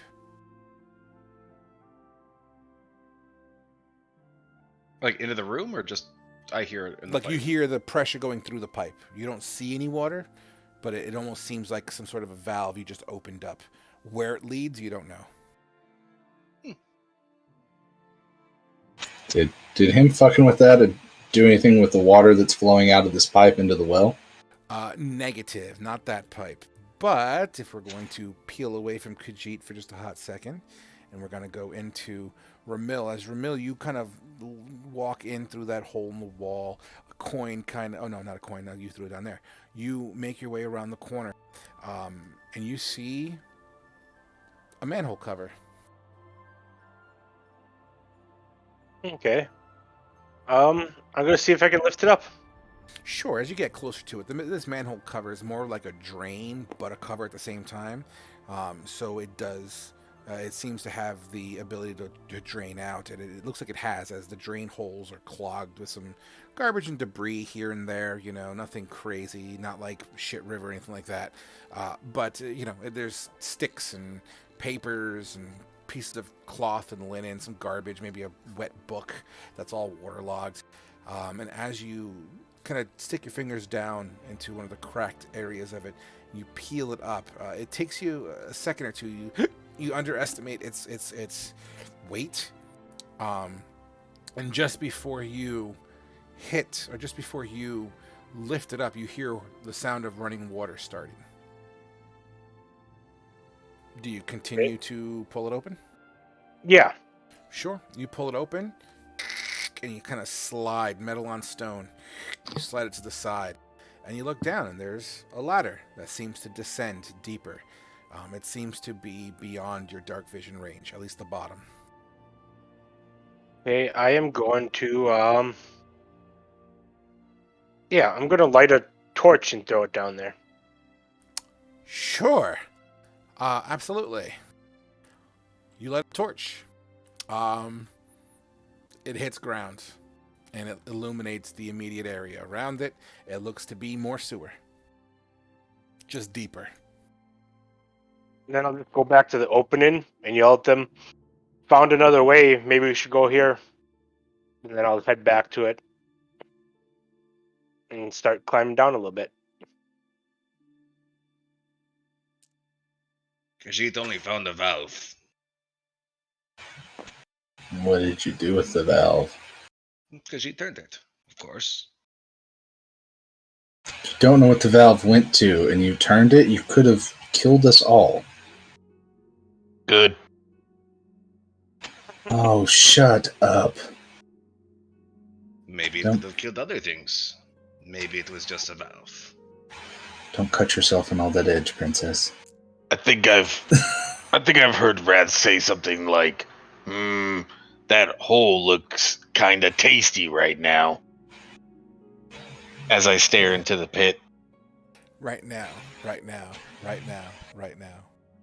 I'm gonna grab Anatonda by the collar of his armor or whatever, and just don't even think about it. Wait, did it when you said right now? Did it respond the funk show, brother? Did it? No.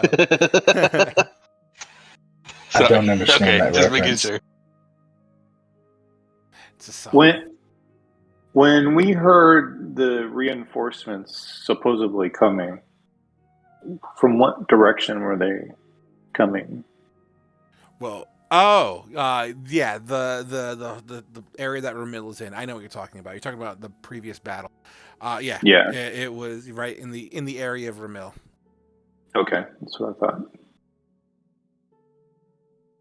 And that's the only entrance he found? It seems you're the only one that's been discovered as he kind of shouts into the room where you guys are at. The only other hole or access point that you're aware of is either the pipe with the water that's draining out or the hole in the ground. Okay. And once again, this room is just littered in bodies. I'll go follow Ramil. Sure. Would I have any knowledge of what's down that way? Let me hold on. Let me think about that one for a second. Roll me a history check with disadvantage because your ass was fucking beaten. 11. You remember images of... You remember images, like flashes, like almost like you were unconscious and then kind of came through and then passed out again, you know what I mean? One of those situations. And you remember like these like fungus candles, like these phosphorus like candles in a golden hallway. And then you kind of dozed off, and then you remember a large pipe that, you know, water wasn't coming through. You remember feeling cold and you would have passed that again. And then another image of you all droggy, you would have felt you ascending up a long access point. That's what I'm going to give you. Those are the images you remember when you were enslaved or whatever. Seems familiar, but I'm not too sure.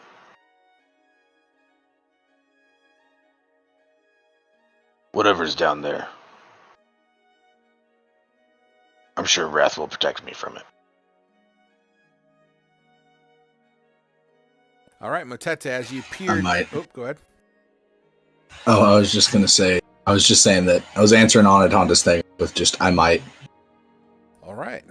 Motete, as you peer down into the darkness, you see a torch at the base of it. Ramil is watching you look down this pipe. You both make eye contact to each other. Hey, Frog. Sorry, I didn't know if you caught that I started down the ladder after I told him about it. I did not catch that. Okay. You start down the ladder. Never mind, Motete, as you kind of just see, as you peer down, you see Ramil making his way down. No, I follow him. Okay, you follow down. Anatonda, as you wrap around the corner, all you see is the head of Motete go down like Bugs Bunny.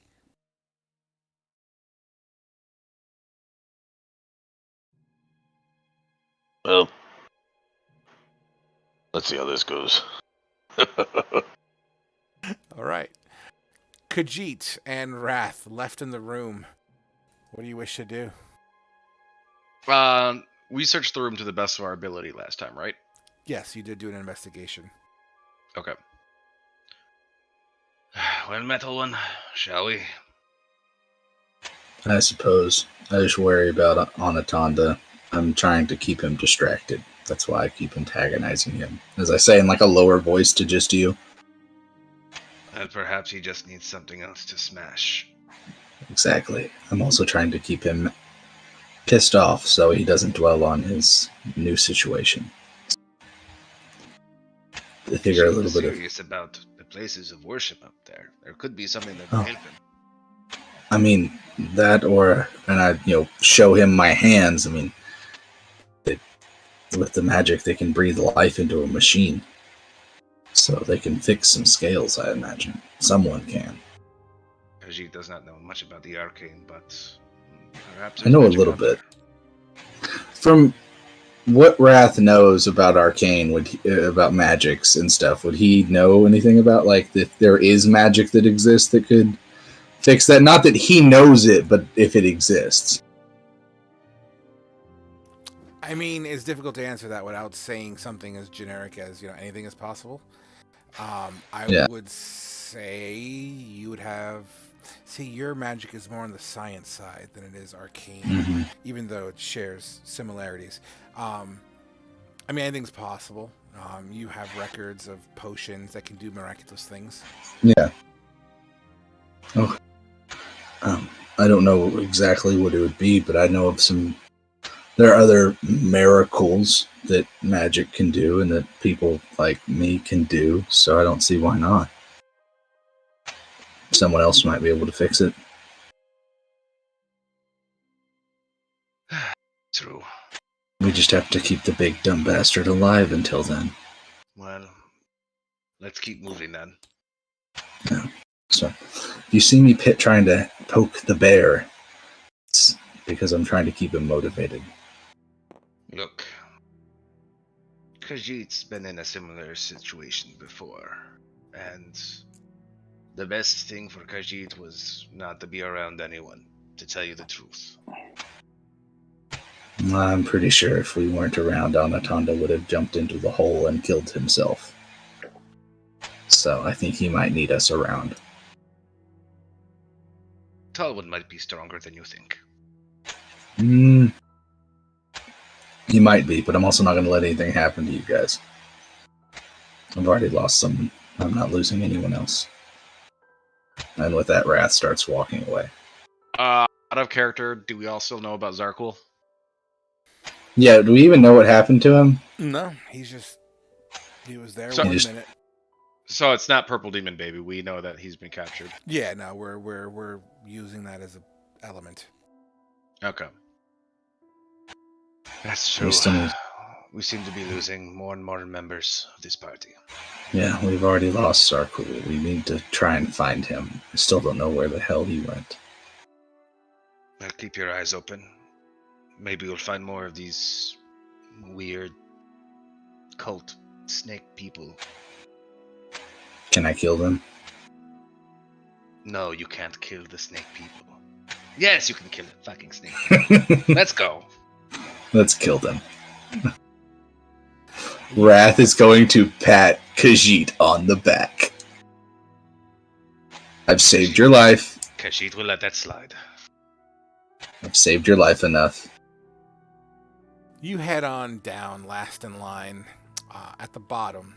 Ramil, first off the ladder. It's a pretty deep ladder. Once again, it's very much a claustrophobic pipe, that you guys climb down. Hitting the bottom. The area down here, although shares very similarities to the sewer above, the structure is a little different. It seems to be more open air concept. So the walls aren't as tight. What the fuck am I talking about? They're not as tight. It's definitely, there's still walls, and there's some bars and some barred areas. There's some, you could hear water rushing, although you can't identify it. But down here, there seems to be a thicker, kind of like a foggier, kind of extra humid, and it looks to be fresh. Like this steam or what have you seems to be significantly more fresher than up there. Like it's a newer addition to down here, probably from the running water. You look around with your dark vision, and it's just like I said, open air sewer. No inherent shit rivers, although there are blotches of wetness where water may have rushed through here. But it's just more humid than anything. The ceiling's about 20 feet tall, 20 feet high here. And it's open up. What you do see in the distance, there seems to be light emanating from around a corner somewhere. So once again, if I was to just give you a simple concept of an open air concept, right? So let's say you guys are right around here.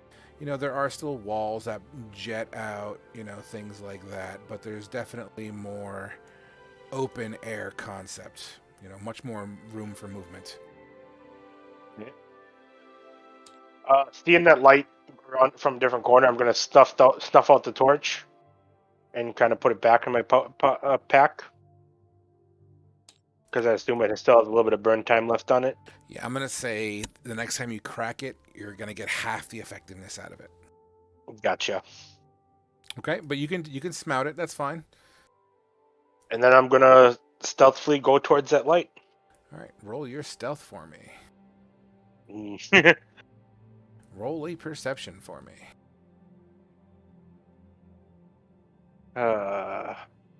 Okay.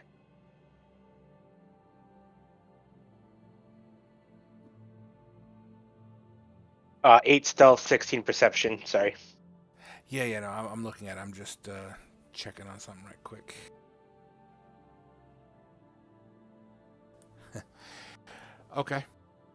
Okay, you move in about 30 feet. At that point, Motete is kind of behind you at this point. What is Motete going to do here? He's going to keep moving behind Ramil and, I guess, stealthily. All right, why don't you roll me a perception as well? Okay. Do you have any light? No, I don't have any light. Disadvantage.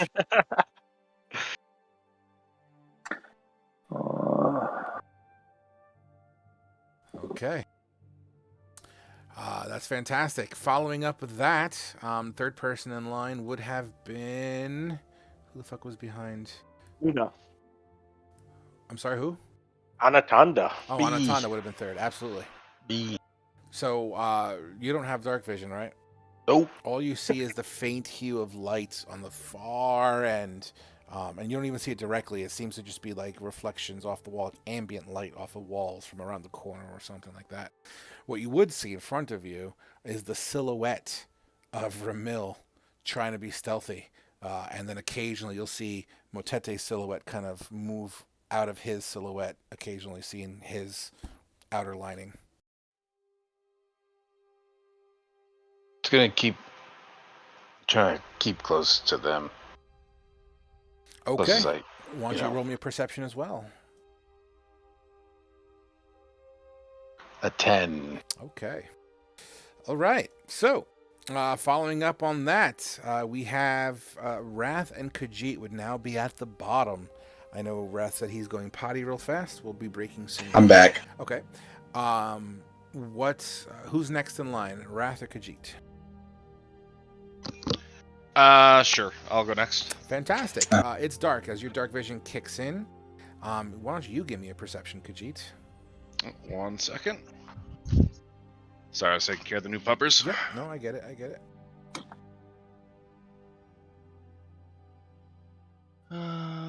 Perception.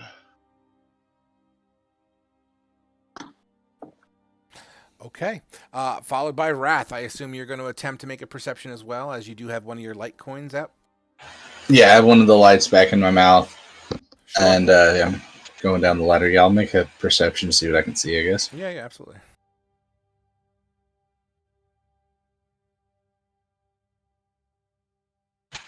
19? Okay. I don't know. Oh, no, sorry. I still had it set to advantage, so 12. That's fine. Sorry. Okay, so as you guys make your way across the room a little bit, Wrath, you being last in line, you hear bling, bling, bling, bling, bling, bling, falling behind you. Can I look and so, like, it fell from above me? Kind of. Or kind of like where you just came from. I'm going to look up and see if I see anything. And then I'm going to tell I'm not moving from where I'm at on the ladder. I'm going to tell the party I just heard something fall. Oh, they heard it too. This was loud. Okay. It sounded like it came up from above us. Want me to go check? And he'll start moving up until someone tells him to stop.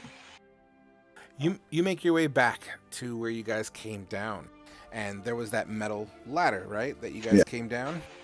It seems to have broken off about as tall as the ceiling, and it fell. Bling, bling, bling, bling, bling. Peculiar, as this ladder was made of metal.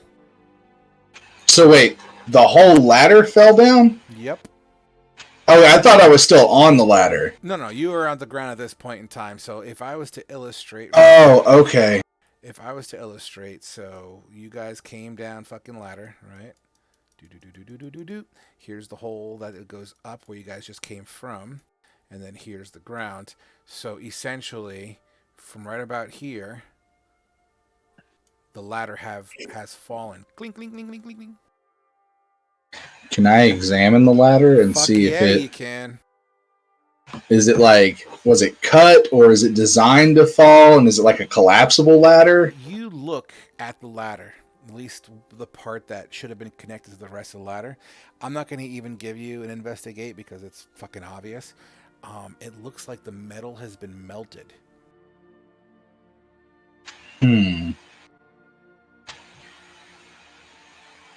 That is peculiar. As you hear this, or as you see that, rather, you then would hear, with that perception that you rolled, hopefully I can get it to work. Right now it sounds like the Predator.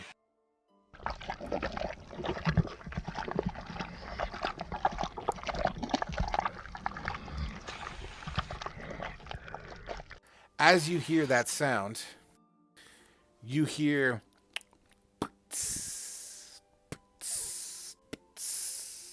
and you look at the ground next to you as you're hearing this, and you see like these raindrops hit the ground and a small divot in the earth that these raindrops hit. It's more like black drops, I guess. Think of like oil. Oh. You start to see the ground sizzle wherever this makes contact.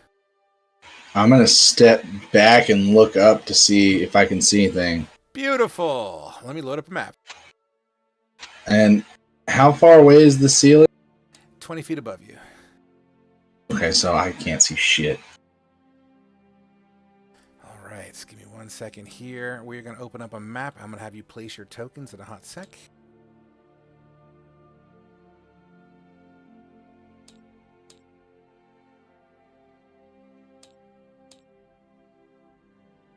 Always room for Jello. Yes. Or a nice British delicacy. This map might take an Some extra. pudding pops. This map might take a second to load fully, so don't give up on the tabletop. It's just, yeah, you might see an error too because I tried injecting something. Holy cow. Jesus. I thought you said this was more open air. It is more open air. That's a lot of shit. All right. So, what we're going to say, based on the situation, I'm going to make some slight alterations for the continuity of the situation. These white lines are walls.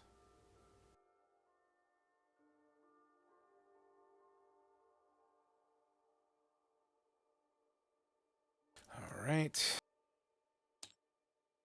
Please hold just a moment. I'm sorry. Nope.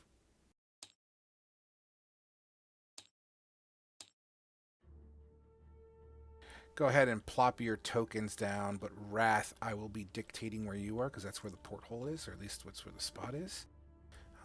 And then Okay. you guys can move your tokens in accordance to where I throw Wrath on the table. Where the fuck is Wrath? There you are. So Wrath, let's just say you're over here. And I'll make your token a little bit bigger so you fit in the squares.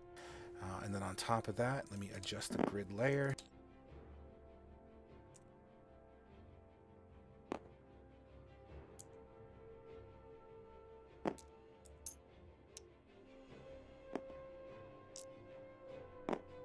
Bingo. That should be the right measurement. Let me make sure. And it is fucking sexy. All right, so as Where's the light coming from, Frog? Because that would the kind of lights, determine. I will place a torch on the ground to represent the light.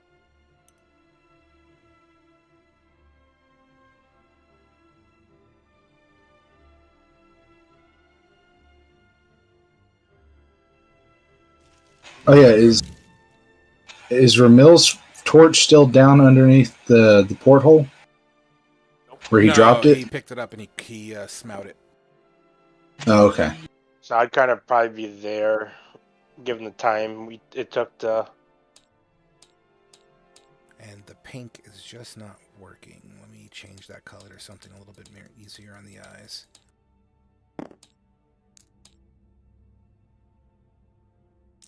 Is that better, or should I choose a different color? That's good. Yeah, that works. There we go. That's cleaner, I think. Okay. I can barely see that. Okay, I will fix that. I'm making The you white- bigger, Motete. Hmm?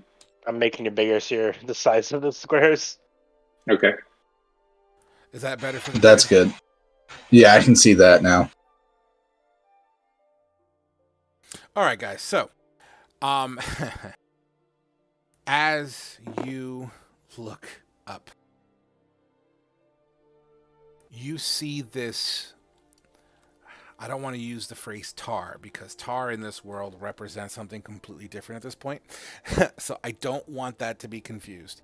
This is more like coagulated oil. As this kind of drips near you, Wrath, you look up. One of it actually hits a little bit of your shoulder, and you start to see little corrosive elements kind of just burning through your metallic skin. No damage, just flavor-wise, just kind of. And you look up. Give me a dexterity saving throw, please. A strength one? Nope. 21. It's you. As barely as you just leap out of the way, this oil-like creature just hits the ground and it kind of splashes. Give me a. You know what? I'll give you the benefit of the doubt. Give me a Constitution saving throw real quick.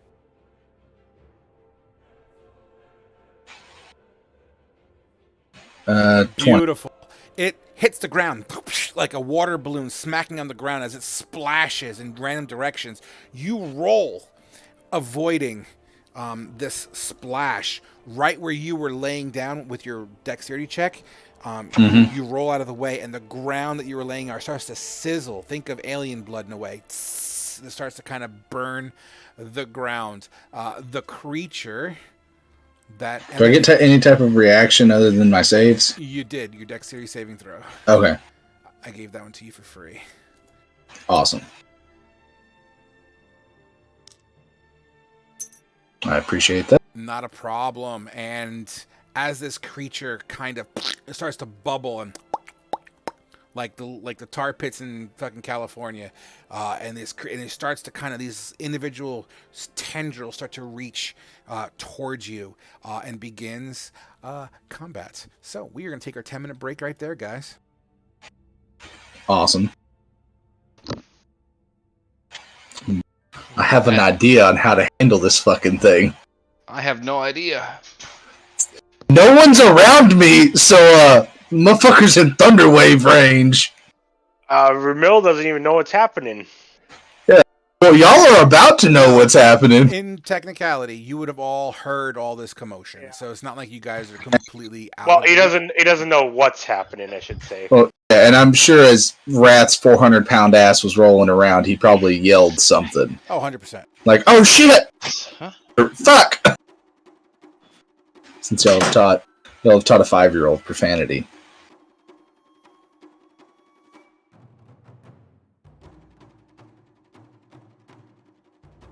Oh yeah. So Ramil is amazing, isn't he? Just don't cut yourself on all that edge. Anatonda, you there? There we go. Yeah. To answer your question, close but not close enough. Okay. But close. I'm getting close just thinking about it. No, yeah.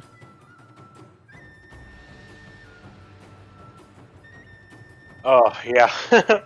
Man, this is. I'm really loving the roleplay with everything here. Yeah, with my background in that. I tell you what, I'm enjoying a lot of the elements that everyone's kind of throwing in. Good RP session so far. All right, I'm going to use the restroom and make myself a protein drink. I'll be right back.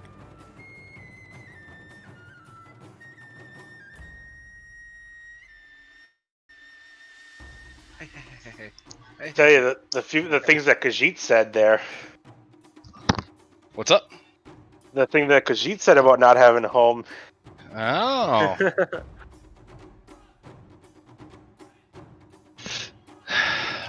Sorry, just gotta take my dog out. He's been waiting patiently for me. All good.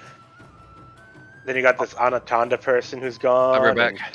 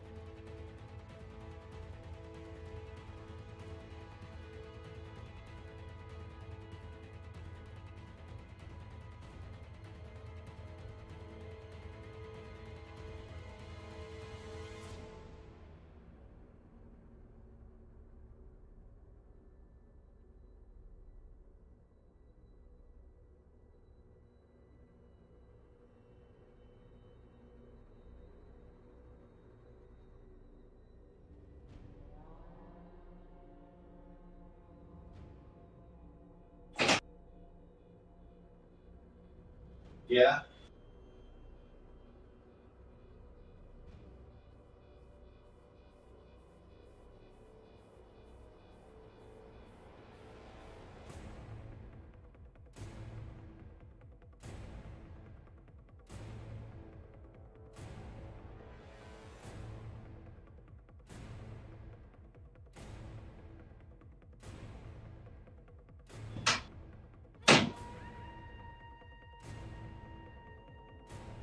Welcome back, Anatanda. Thank you, thank you. I'm really loving your character's development. Yeah, thanks. We'll see what happens from here. Yeah, he'll get to see Mill's new side as well now. The one that the party's been dealing with for a while. Oh boy, gonna get yourself into some trouble, huh? Well, there's a reason Rumil hasn't never used his summer form at all since he's met everyone. Uh-oh.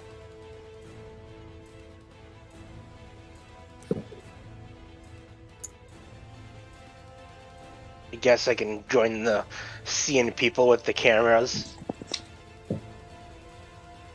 I'll just just turn eating mine off fudge. because I'm snacking. Who cares about that? Yeah, I mean, I'm eating fudge right now. Ooh, fudge does sound really good. Can you send me some? We have a whole bunch of homemade fudge left from Christmas, and it's amazing. Man, I hate you. Christmas is the only time my mom makes fudge. So, like, fucking great. I've asked for it for my birthday before and never got fudge. How do you make fudge? It's Do what? easy. How do you make fudge? I don't fucking know. She knows. I mean, I have a recipe for it. All right, but go I've get never her. made it. Put her on. We'll find out while we have a break. How much longer do we have in a break? Listen, after session, I'll have her come in and tell you how to make fudge. Okay. If she's still awake. Well, I got my nice holiday snack. Tequila? Nice. My parents always, it's a holiday tradition. My parents always get these for us during the holidays. Nice. And now you made me want some with you eating your fudge over there. Hey, it's good fudge. It's good fudge. What's really good fudge is Mackinac Island fudge. Won't know what that is. It's so up in Michigan. There's this island. It's all completely there's no vehicles except for like the emergency services. Oh, okay. Also, like horse drawn in that. Mm-hmm. I've But heard about it. On a single street, there's like 8 fudge shops, and they make just fudge fresh every day. Okay. From Okay. scratch and everything. Yeah, it's just Nice. Mackinac Island. I've been there. Yep. I know what Mackinac Island is. I just didn't know if they had I didn't know they had a specific type of fudge. Oh yeah. Cool. All right, Burbs. I forgot to grab something to drink. Yeah, I used to live in Michigan. Oh, nice.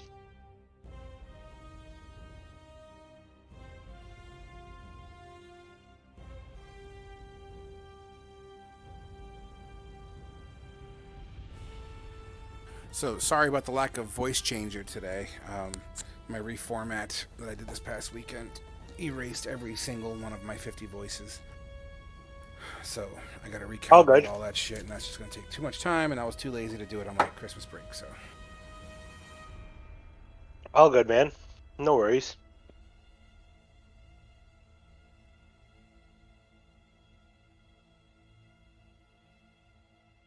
Yeah, I was waiting for you to voice change as a gurgle monster. As a gurgle monster, huh?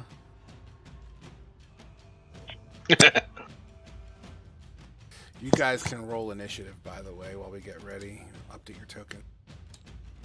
Already done.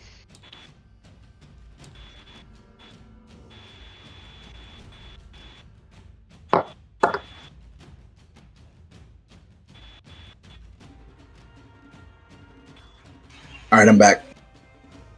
All right. Let's get a head count going. I see everyone that I see. Steven, you there? Well, we'll give Steven another minute. Maybe he's walking the dog. He had to let the dog out to use the bathroom. Dude, I'm fucking. He told me upset. so. Everyone's snacking and eating, and I'm on a liquid diet for the next fucking 2 weeks. Sucks. Yeah, sorry, Frog. Mm-hmm. So I won't show you the buttermilk pie. Buttermilk pie. Oh, buttermilk pie. That shit's amazing. I didn't even know that was a thing. I never even. It's fucking glorious. I lost my recipe for it, so I need to get it. I get another recipe. You make the buttermilk into like a kind of like a Almost like custard. a cheesecake. Yeah, or like Yeah. cheesecake. Yeah. And then you bake it, and so it gets like that cooked sugar on the top, like creme fraiche does. Wait, or did creme he brulee. just Creme pee brulee. as you let him back in? Yep. And Oh no. it's delicious. New dogs, am I right? Oh, that's Yeah, I fun. went through it with my dog. He's sleeping right next to me right now. Did it poop?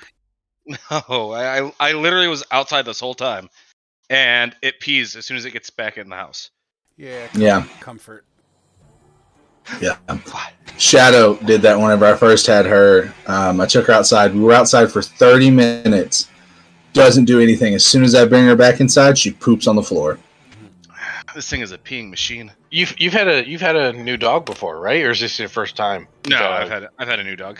Oh, okay. Yeah, I was gonna offer some tips, but you got it. Yeah. Tough stuff and resolve are your best friend. I'm happy you're trying to train a dog to go outside. You're not just cage training her. No, I have the kennel here just because I want to kennel train him. Justin can, because I'm living by myself now. I don't have anybody to watch him. I just have a rabbit as a pet. I've got 2 dogs and a cat. Trained, so she just roams around. Nice. I'm actually considering on putting down Vega soon. Oh shit. Yeah, she's boy. She's old and she can't hold. I think she has lower back issues. Like she can't really walk that well, and I think it's to the point that she's lost feeling for her bladder control, and she just leaks everywhere. Yeah. I gotta like carry her outside for her to go outside. Good rolls for initiative there, Khajiit. Yep. Oh yeah. I believe everyone is back. I see 5 initiative rolls, so let's dive right back in. Let me just verify, Mortetta, you're there, right? Yeah. Beautiful. All right, guys. Yeah. So hooded one has his hood up. He's getting serious. He's getting into character. I need to get like an iron mask to wear. Shit. It looks like the Monday table did not turn off their tokens, you son of a bitches. As always. Hey, I wasn't in that combat, so you can't blame me.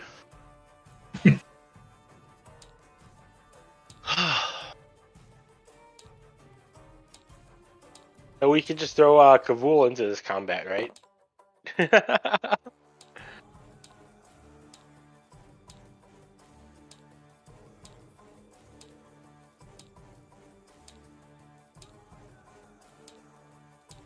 Alright, that should be all of them. Hopefully, let's find out. 3, 2, 1.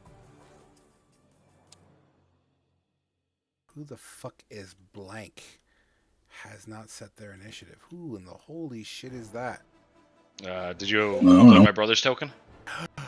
You're absolutely right. It's your brother's token, I think. No, it's not. Is it the creature?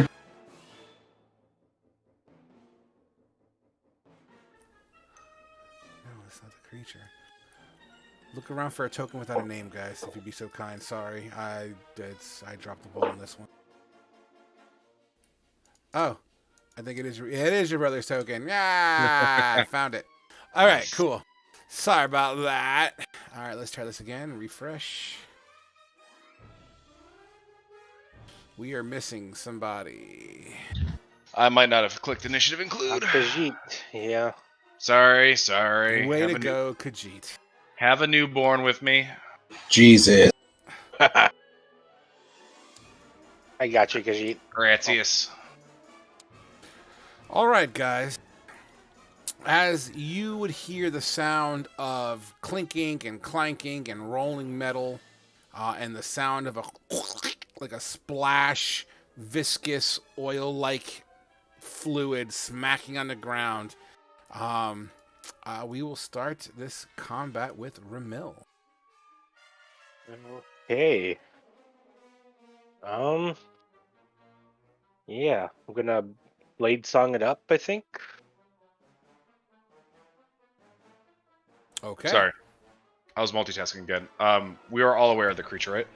I would say Anatonda does not have dark vision, but the coin is there, so Anatonda would be able to. Coin's in my mouth.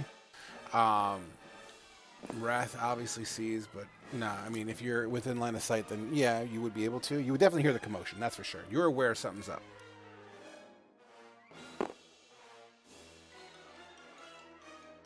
The bat's gonna dash. Well, Wrath has a light coin.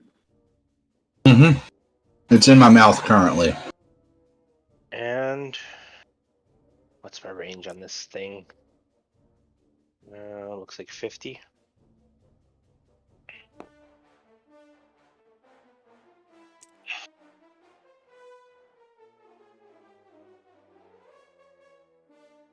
Yeah, why not? Mind Sliver.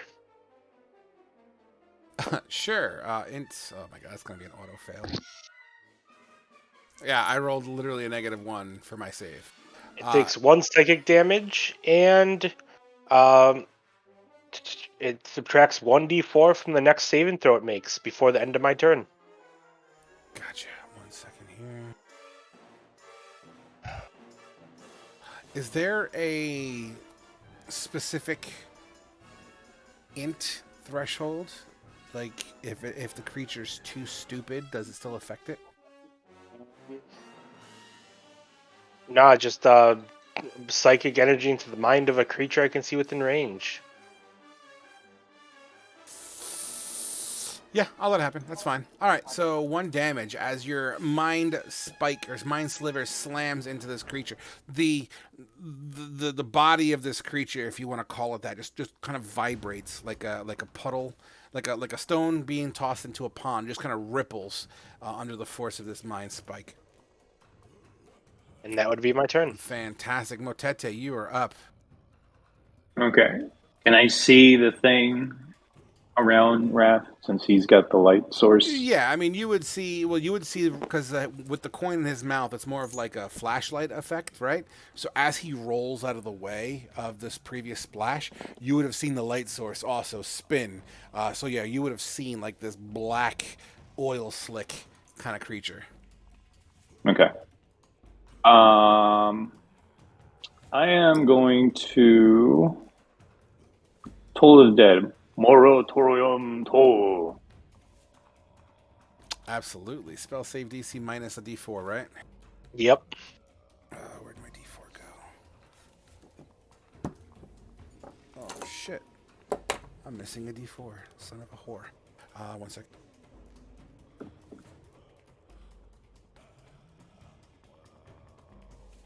Nice. So -4 to my roll, and it is a Wisdom save.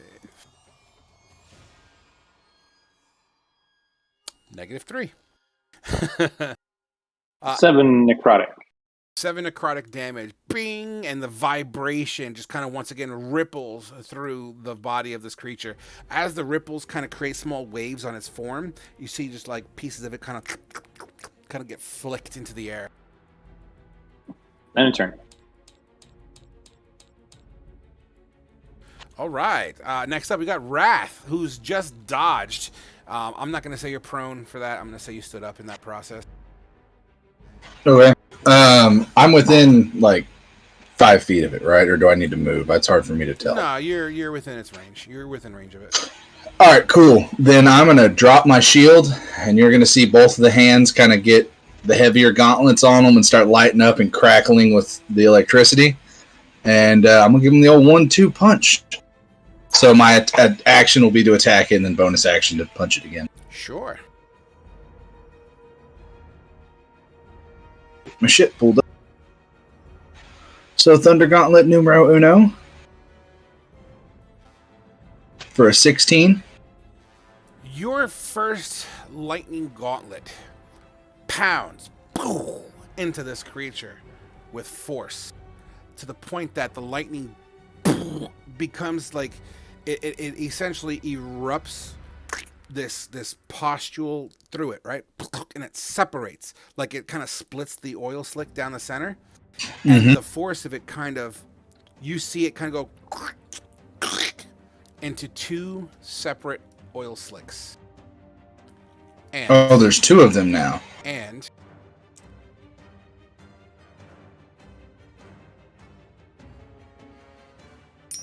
as you slam into it, one size smaller than the original.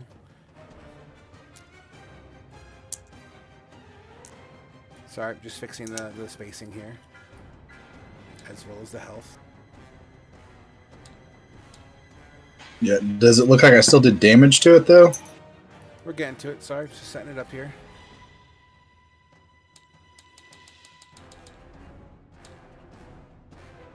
All right, so you pound into it, and the force and the lightning just kind of splatters it down the center. And a second of the chunk that had fallen off seems to become sentient on its own. The lightning seems to disperse through the body into the ground. All right. I'm going to still follow up with that second punch into the other bigger one. And I'm going to yell that there's two of them now.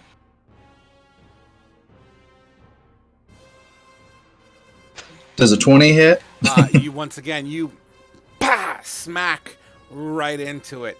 The lightning travels through this creature, and you see it dissipate into the ground. I'm going to pick my shield back up for half my movement and just hunker down and get ready for it to try and attack me. Sure. As you go to grab your shield, and you look at your fist as it as it grabs the shield, and you could just see the portions of that made contact, like that's just sizzling. It's not burning or damaging your gauntlets, as they are technically magical. Yes. You just see it sizzling on your fist. Okay. Can I still yell out to my friends that... Yeah, I'm going to relay that to them that there's some sizzling shit going on. Like, it looks like they're acidic and corrosive. Would that be your turn? Yeah, I'm just ready to take it. Anatanda. Maybe you should get out of there. And I'm gonna fire off a You light should quit being a crossbow bit. at the large one. Okay. For 6. You fire your crossbow, and a mixture between the dark and the fog, you just hear your crossbow bolt slam into a wall behind it, shattering on contact. That's my turn. All right. Khajiit. Hello. All right. I am going to feline agility over here. I'll move up a little bit closer. Still have 10 movement left. Or not. Does it look like, as what we know is oil?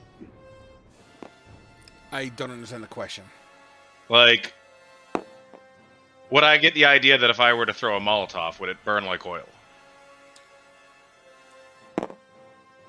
I mean, there's only one way to find out. All right, throwing it. Absolutely. And this is what type of damage? You said fire? Fire.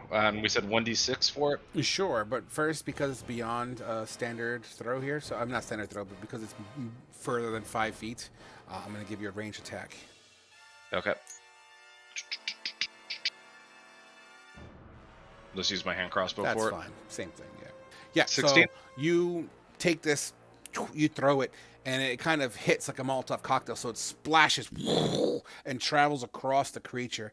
The creature, you hear, well, you don't hear anything, but you see it kind of flopping, and then you see something so peculiar.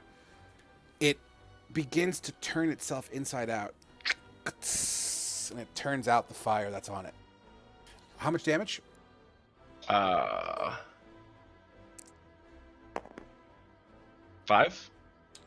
Is it a 5? Or is it still rolling? 3. All right, 3 damage as you see the sizzle happening, and it flips itself inside out, like I said, to smount the fire, and you just see the smoke trails kind of pop through its form. All right, and I'll hand crossbow it. Sure. 21 to hit. Absolutely. Your crossbow bolt, boom, slams right into this creature. Is that sneak attack since Wrath is there? 100%. All right, 11 piercing. 11 piercing damage. As your bolt hits it, 2, 3, 4, 5, 6, 7, 8, 9, 10, 11. As your bolt hits it, you see, look, it gets sucked in, right? Pierces straight through this liquidy body, and then you start seeing like smoke pop and emanate from its body with like little bubbles. All right, that'll be my turn. All right. We will follow up with number 1, who...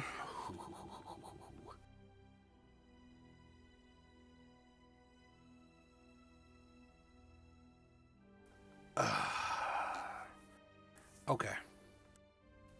So here's what's going to happen.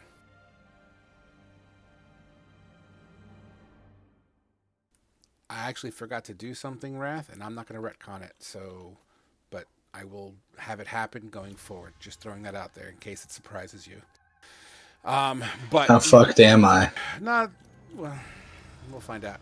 This I know. Yeah. So you know what I forgot to do, right? Yes. Yeah, I forgot to do it. I wasn't sure because of the thing. Great. Of the nature of the thing. Worried or anything. That's awesome. Yeah, I forgot to do it, but that's good for you. And I'm not going to retcon it because that wouldn't be fair. But what I am going to do is taking it forward. I won't forget it anymore. But so you'll see this. I thought it didn't apply.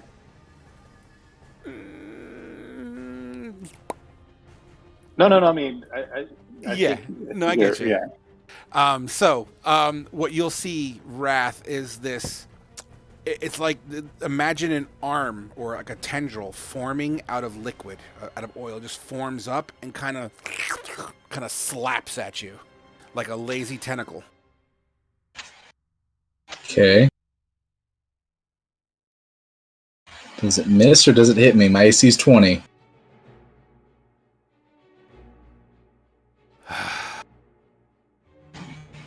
Oh, so is that a crit? Frickin' first roll's a crit. Boy. Okay, so. Awesome. So you take, boom, 10 points of bludgeoning damage as the force of it just hits you in a manner that just kind of shifts your weight. And it kind of, if you were a breathing creature, it would have knocked the wind out of you under such force. However, oh my God, how much health do you have? Fuck it, I'm gonna 39 plus 2 temporary hit points. I've got 41 hit points. I'm gonna play it like the dice roll, man. 21 acid damage. Fuck you! Begins to just sizzle across your chest. A small thwip of it hits your shield. Thematically speaking, this is not a permanent thing. This is just thematic. You see the edge of your shield begin to melt away. Okay. Yeah, I was gonna say my shield's technically a magic item now too. Oh, even better. That's fine. Because it's got my armor and my shield are all magic items because of my infusions. Perfect. Then never mind. Then even still, you see sizzling your clothing that you wear over your body, if at all, wherever it thwipped, you'll see that just burned away. Awesome. So I took, just so I got this right, I took 31 points of damage. Yeah, and I'll tell you what, that could have been way worse. Oh, yeah, totally. Fuck these things. Yeah, so that takes us to the split. The split will And will also do the same attack with a 14. Now you see what's coming. You kind of step to the side as the tendril thwips onto the floor and splashes, and it just kind of sizzles the ground where it thwips. That would take us to Ramil. Okay. Shadow bladed up. All right.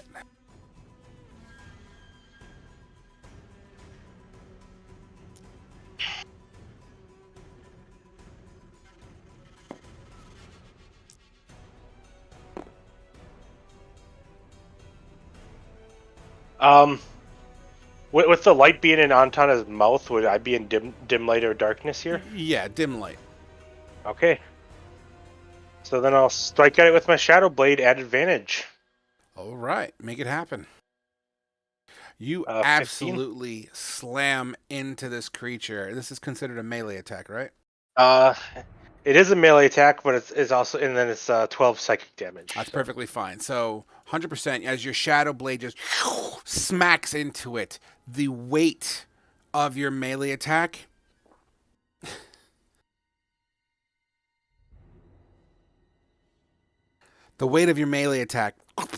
kind of smacks this ooze stuff in all directions around it. Everyone that is around a 5-foot circle of this creature, where's my D8? Takes 6 points of acid damage as it splashes everywhere. Oh, fine. It still does take your psychic damage, which is 12. 1 second.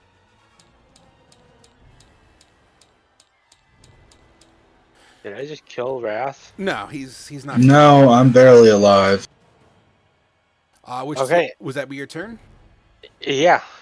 All right, that takes us to Motete.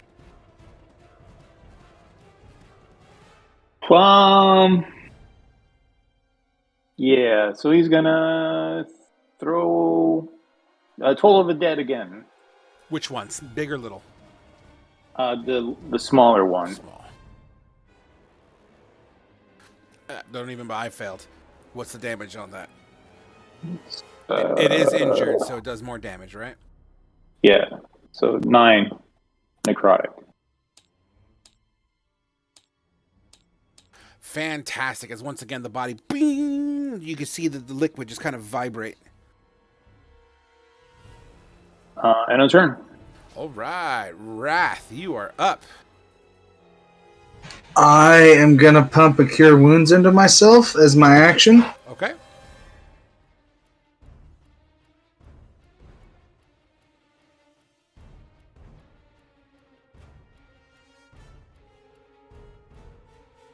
For 8 points of heat.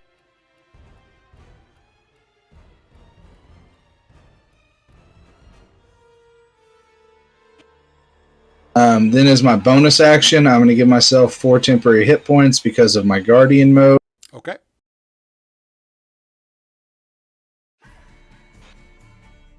If I move, I'm going to get the fuck hit out of me, so...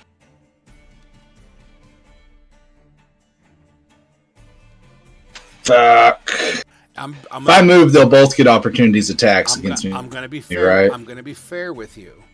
One of these creatures already used a reaction, so you will only get an opportunity attack by one of them. I'm not going to tell you which one, but you will get an opportunity attack from one of them. Fuck. Either way, I don't have anything else I can do in my turn except for move. Fuck it. I'm going to tell Ramil, sorry, I've got to fall back, and I'm going to try and run. Though...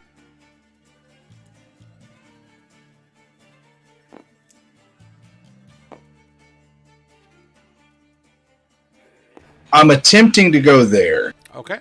Preemptively, you put your shield up as you kind of disengage, or at least remove yourself from the battle, or at least from that situation you're in.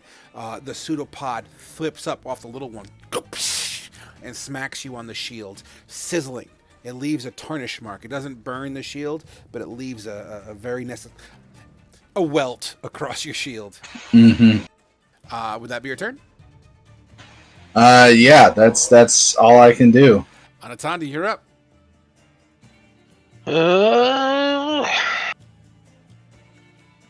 Well, this might be the one that gets us, boys. And I'll fire off another little crossbow and split one.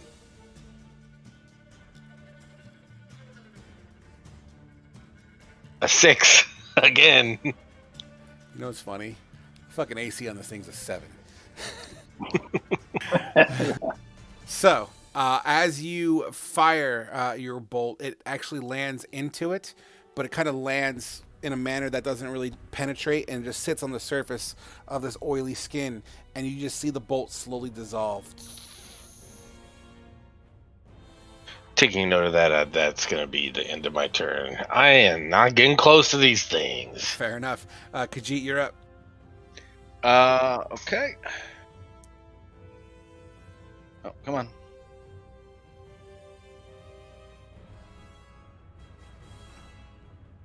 Here, I could remove this so it doesn't create an impediment here, and I'll just throw a circle to represent where it was. All right. Well, I'm just going to be kind of leading out from the side of this thing. Okay. And I'm going to take a steady aimed hand crossbow shot at it. Sure thing. Which one, big or little? Big. Okay. Advantage hand crossbow.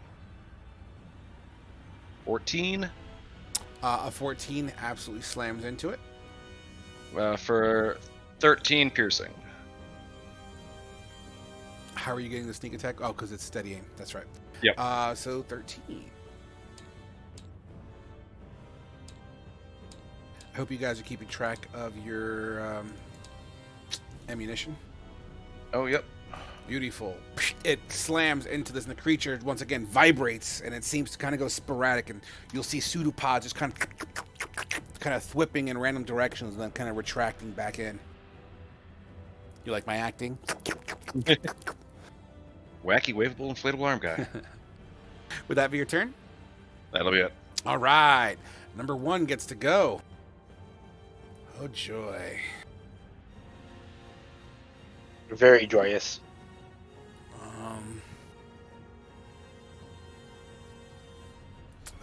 It's gotta do its. I mean, this thing's intelligence is super low. It's just gonna go on survival here, so it's gonna slide up. Yep. To Ramil.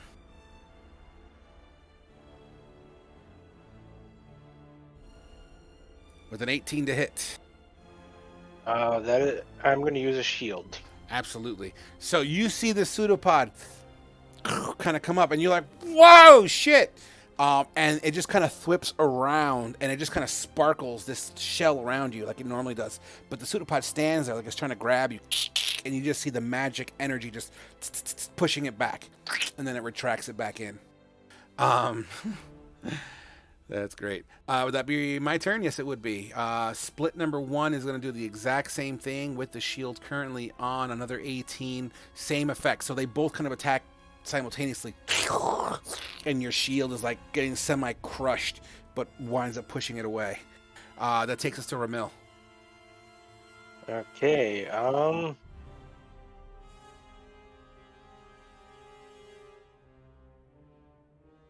just tell the party that I'll hold them off here, and I'm gonna cast Mirror Image on myself. Ooh, awesome.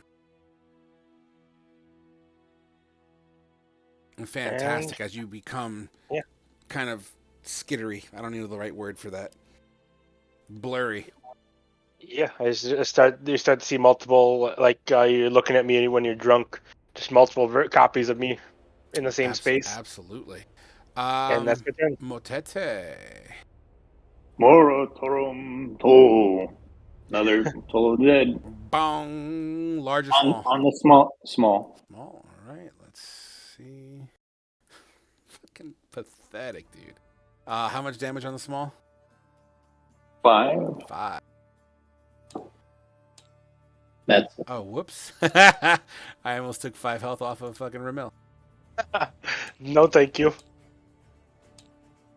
All right. And once again, the body, you see the sound waves just kind of passing through it. Would that be it? Yep. Yep. All right, Wrath. What are we gonna do? I just realized I fucked up and forgot something. That's okay. The big creature, whenever it tried to attack Ramil, would have had disadvantage.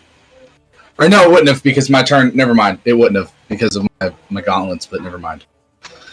I'm dumb. I have a stupid idea. I'm going to try something.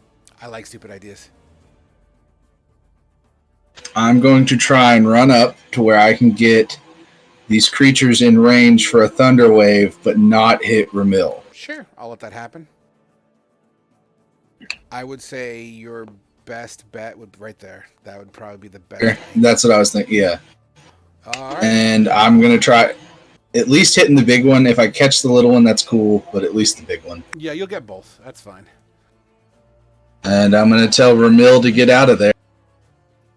All right, go ahead and cast your spell as you charge in with a big, I'm guessing, gauntlet. No, Thunder Wave is the depth charge that shoots out of his chest. Gotcha. And glows and then explodes. Gotcha.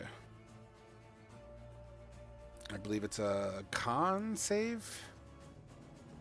I just put it in chat. Yeah, it's a con DC 14 save. Well, they both fail, so they get pushed back how far away? They'll take 2d8 damage, and they get pushed 10 feet away. All right, roll your damage twice. So they take... they just take 10 points of damage. Each. Gotcha, all right. Yeah. On a failed save, a creature takes 2d8 thunder damage. So, wait. I guess, yeah, I would have to roll the damage twice to see... Because it just says a creature takes. Actually, I think you're right. This is gonna... This 10 for this AoE, that's for all of them. It's an AoE. Okay, that's what I thought, yeah. Yeah. Yeah. So yeah, they'll take 10 points of damage and then get pushed in a straight line 10 feet away. Motete, I'm going to poke you real quick. I got a question. Okay.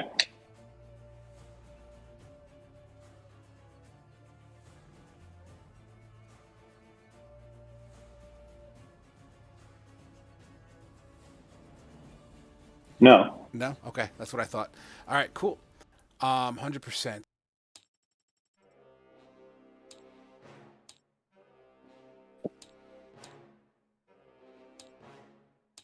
Sorry, updating health. These pools of goo slide back 10 feet each. And they kind of just like... Remember the T-1000 when Arnold shoots and it shatters?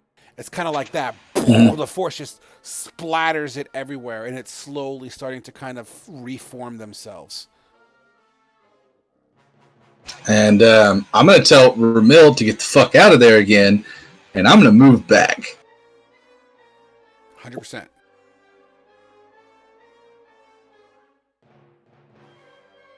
Can't move back. I used all my movement to get over. Would that be your turn? I think you'd have 10 left. You only used 20 to get there. Okay, then yeah, I'll move back 10 feet. And the bat's flying if you wanted to be in that space. I'm sure the bat's in the air anyway. Yeah. All right. I assume that's your turn, Wrath? Yeah, I don't think I have anything else I can do for a bonus action. Tonda. All right, these things are in for it. The little one coming for it. Another 6. Nice. Is that broken? It's an omen. Is it broken? Is it? Roll it again. I'm curious. Oh my god! Could you imagine? Wait. Okay. No. No. Yeah. I rolled a 6 3 times in a row. 6. It's an omen. The number of the beast. You fire, and once again, your bolt lays on the surface of the skin and just begins to melt.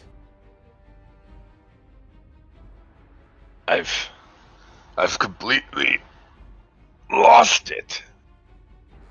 Would that be your turn, or do you want to move? No, that's my turn. I'm good right here. All right, Khajiit. You didn't use crossbows to begin with. He's gonna stow his hand crossbow, pull out his longbow, but he's not moving anywhere, so he's still just gonna take a steady shot. Okay, do it. Okay. Longbow steady. Is that a 1? It's a 6. Advantage. Oh, whew. It would have been a 1 though. And just like the bolt, your arrow flies into the skin and it just dissipates and melts with a little bit of steam coming out of the top of it as it pops out of the bubbles. Well, that'll be it. I can't do anything else. All right, it is number 1's turn.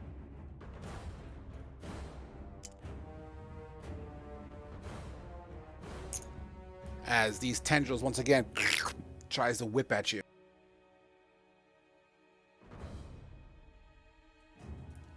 You gotta use shield.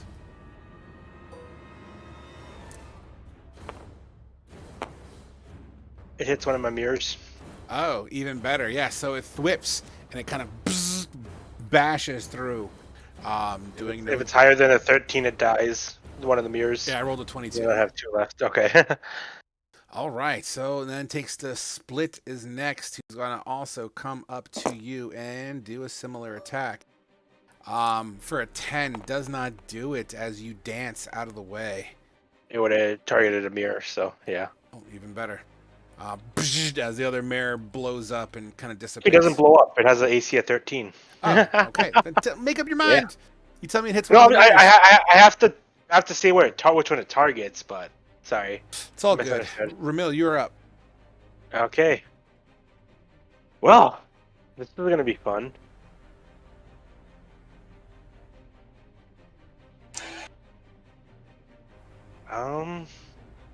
Your fancy step stuff, boy.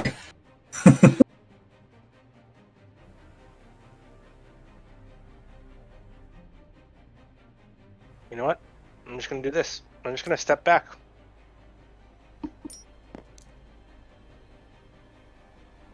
I'm playing it good, so if they want to hit me or not, it's up to them. Did you take any actions? Nope. Just moving back. So they can opportunity if they want. So I'm gonna be a nice DM and say, are you disengaging? No.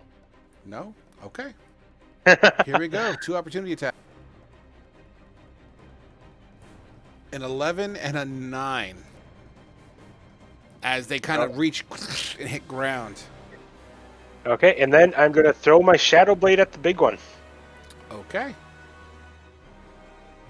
With a advantage. 10, it absolutely slides into the creature. 10 psychic damage. Beautiful. And that is my turn. The creature vibrates, and once again, the tendrils go kind of crazy for a brief moment there. Motete, you're up. Okay. Kind of sounding like a broken record, but Mora Toronto. Dong. I failed again. 10. Wow. That's the big On one, the right? small one. Oh, the small one? Okay, that's fine too. Yeah. That's the one I'm working. Bong, and once again it vibrates and the tendrils. Would that be your turn? Yep. All right, Wrath.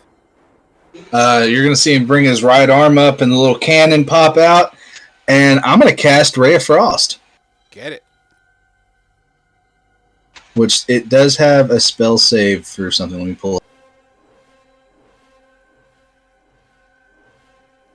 So if I hit it with a 23, it takes the damage. And then it has to make a... It doesn't make it. It just reduces the movement, I believe. Oh, yeah, it reduces... Yeah, on the hit, it reduces their movement speed by 10. And that's on the big one. Correct. And as you blast, you hit with this arm cannon of yours. It just kind of flies out.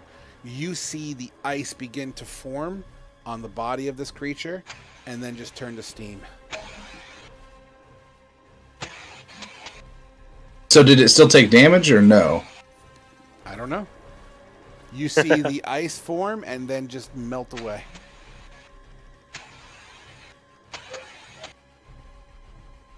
Would that be your All turn? right.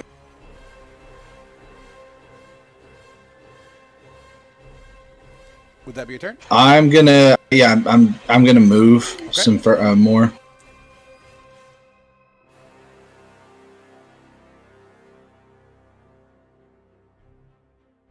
Okay. Right there's fine. Fantastic. Anatanda, what are you gonna do? for 9 piercing on the Fantastic. little one. About This is a fucking little one. time, and it vibrates and It's about time you do something. would that be your turn? Yeah.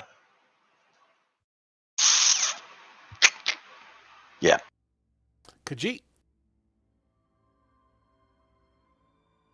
Do I have a clear shot on it? Yeah, you could duck out and then move back in. Like if I were to not move from there.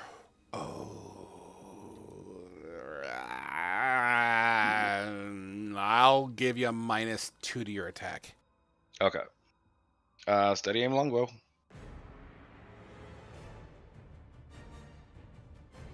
Your 15? rapier flies across the screen. My bad. It's the same. Same thing. So a 17, so a 15 does hit. Okay. Oh, it was +3, so it would have been 2 or 4 less than that, so 13. It still hits. Okay. 14 points of damage. 14. Beautiful. That was with the big guy. And again, that'll be my turn.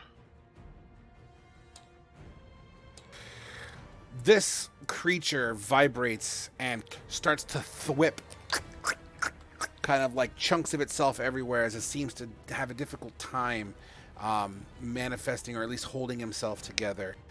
He will absolutely move.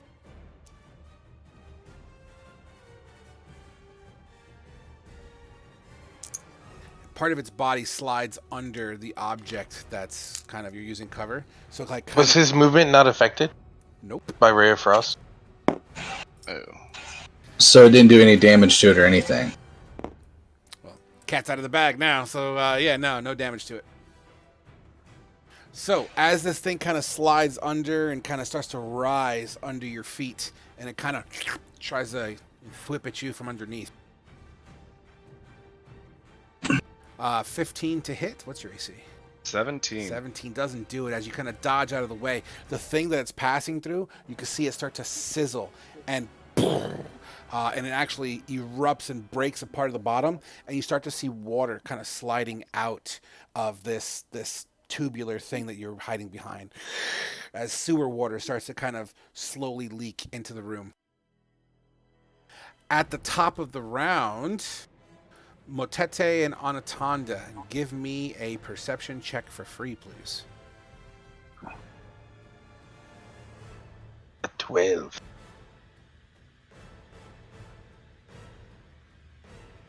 Here, come on. Motete, after dinging your bell, you hear like a smack on the ground. Look where it came from. From the ceiling. And it kind of and slaps behind you. You look behind you and you see one of these things has fallen from the ceiling and is smacked on the ground behind you. There's another one behind us. I yell out to the rest of the party. All right, split number 1's turn.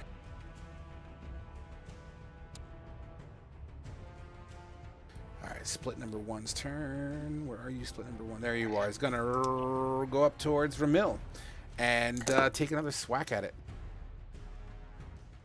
With an 18 to hit.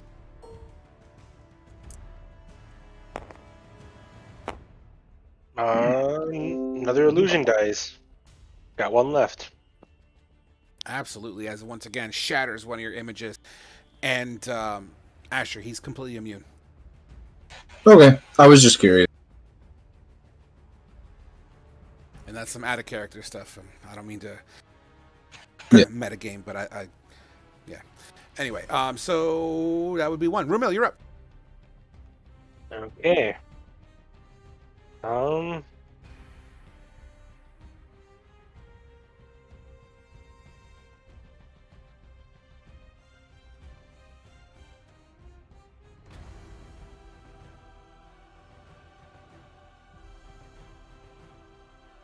Yeah, I'm gonna throw my So I could get the big one back there.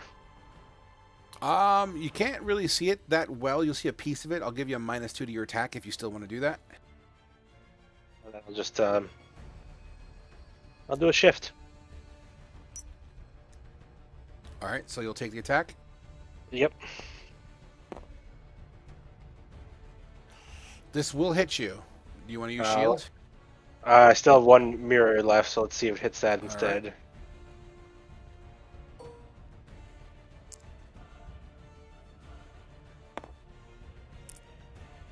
It hits that one instead. All right, as your last image shatters away. And then I will Shadow Blade the small one. Get it, get it. Oh, boy! Yeah. You throw this blade as it rotates in the air. It cleaves this creature straight down the middle as it splits into 2 pieces. And it slowly begins to sizzle. And as the water from the pipe sweeps in, you see this smaller creature start to kind of get washed away as it floats on the surface. Wait, what water?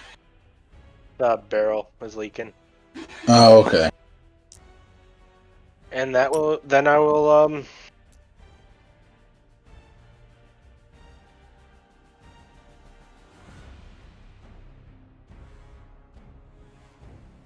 move right here next to Khajiit. Tell him to get behind me and get away from that thing. I'll protect him. All right, Motete. All right. Motete is going to move over here. And if he does get draws an opportunity attack, then that's fine. What square did you start off in? I'm sorry. It was like next to the there. raven. Okay, yeah. It will try to smack at you. 16? I'm gonna shield. Absolutely. What color is your shield? Black. All right. A shadowy black kind of repels this pseudopod thwip. And then I'm gonna cast Firebolt at the one over by Khajiit. Get it. Ignis Esperante. That absolutely hits for 3 fire damage as the firebolt slams into it, and as you see it sizzle, it kind of smouts it by sucking it in altogether. You'll see like smoke emanating off the top of it. Okay. And then I'm gonna have my familiar come to me, and I'm gonna cast Dragon's Breath. Absolutely. And I'm gonna give him Fire Breath. Your raven glows a slight red. And then I'm gonna have him fly over, and he's kind of like over near the ceiling. Yep. And kind of angling so it doesn't hit the 2, but it hits the pudding. Yep. All right. So dexterity saving throw for 7 fire damage. I rolled a fucking 15, surprisingly. Okay, so 3. 3 points of Round it additional down. fire damage. It singes, and once again, the tendrils thwip and fly everywhere, and then eventually turns itself inside out, putting out the fire. End turn. All right, Wrath. Do I see the one that's behind Anatonda? You are situationally aware. As you turn, you could absolutely see it. It is dark over there, but as you kind of look around, the coin in your mouth would definitely shine onto it. Okay. I'm going to cast Firebolt onto it. All right, get it.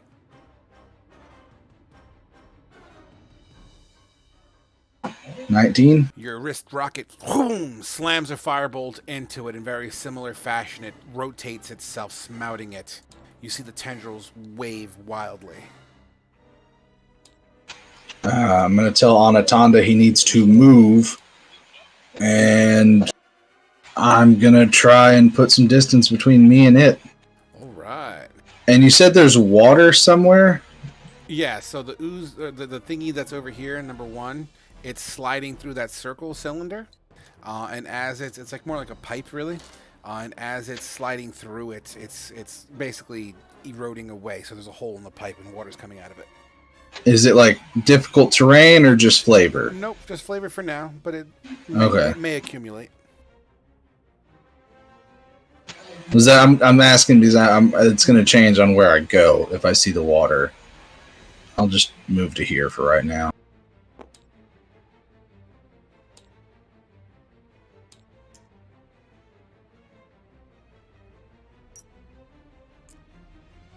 Yeah, that's my turn.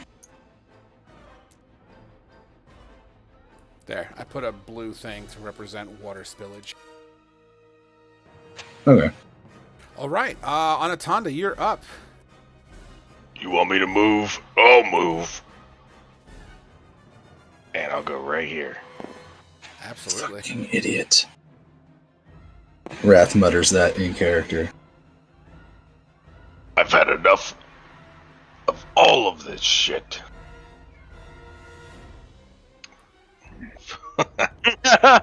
For a 12 bludgeoning, but I'm going to add a psi strike to that as well. We'll add a psionic power to that for an additional d6. So give me the total on that. Total of 18. With a crit, you actually get another d6 from your psi. Would it? Yeah. I mean, is that yeah. just asking? All dice, okay. yeah. Okay. All right, so then a total of 24 damage. All right. First of all, your Gallagher. It's just a mace, right? It's not. It's just a hammer, right? It's just a hammer, yeah. You splashing shit everywhere. A lot of that corrosive goo slams onto your open flesh and areas and starts to burn for 7 acid damage. Starts to erode into your flesh. You pull back on Gallagher and you see all the surface area that's made contact is semi-melted. Your weapon is permanently damaged. At the moment, you'll get a -1 penalty to all your damage rolls with this weapon. Okay. But an amazing hit as the goo flies far enough away. And this is bludgeoning damage, right? Yes. Absolutely. Fucking amazing. Bang! And then I'm going to action surge. Yeah, dude. Get it. I'm going to go for it again. But this time, I'm going to drop my shield for so I can versatile attack this thing. Get it, dude. Get it. For an 18 for 12 plus another psi strike. For 16 points of damage this time. Oh, sorry. You said -1, so 15. Bam! As you slam down with all your might, an additional 1 acid damage splashes back into you. As a result, you pull back on Gallagher, and it is even more damaged. It is now a -2 to your damage. Okay. Would that be your turn? That will be my turn. Dude, that's fucking disgusting. You took it down to half health in 1 turn. That is ridiculous. Amazing. Anatanda just went. Khajiit, you're in. See, Tall One, all you have to do is smash things and not use a crossbow. Disengage, back 10, and then longbow. Get it. No advantage this time. 13? 13 hits? Does the Raven count as an ally? No. Familiars do Okay. not trigger the bonus. Okay. 6 damage. 6 damage. Sexy. You could see that this creature is trying to follow you, and it's just like flopping around, and it's like if Tar could crawl, that's what's happening right now. Khajiit does not want to be anywhere near this thing. He's gonna take 10 more feet back and turn. Get it. As like flip kick Motete. That takes us to number 1, who is... Fuck it. He's gonna go straight to fucking Ramil and step on a raven. Autosave. Let's just put the raven up here for now. And this pseudopod is gonna reach out for you. 21 to hit. Shield. Shield it is, as once again, tanky little fucker. That would be its turn. That takes us to the one that just got fucking bitch slapped by Anatanda, who's gonna slap back and do nothing more than miss with a 10 as it hits the ground next to you. Probably still reconstructing itself from the big hit you just did. Ramil, you're up. Hey, I'm gonna just strike at this one. I know I'll take some damage, but Okay, get it. 19 psychic. Oh, Dang. 8 acid damage as a result Okay. on impact. I'm gonna use a reaction. Okay. Absorb elements. Okay, so So, half of the acid. Yep. Absolutely 4 acid damage. Damn. Kind of rakes across you, but as your shadow blade slices this thing, it starts to lose its form, and as the water kind of continues to spill through here, it just kind of gets sucked up like an oil slick, and it just starts to flow away, and it kind of just spreads out thinly across the top layer. Ramil, you reminded me I have that spell too. I could have used that earlier. And then I'm gonna move. All right, and I assume that's the end of your turn. Yep. I'm gonna Motet. move to there. Emotete. I am going to pull the dead on the remaining one. Absolutely. Moratom Toll. What a 13 doesn't quite save. Was that 7 points? 6. 6 points. And then send my raven over. Back over there. And he's going to breathe from behind, hitting it. I rolled a 12 for my dex. Okay. 6. Does not do an additional 6 damage as it catches, and once again, as a reaction, it just kind of flips itself inside out, smouting the flame. Okay. End turn. Beautiful. Wrath. I'm gonna move to right here, and I'm gonna shoot it with firebolt again. Get it.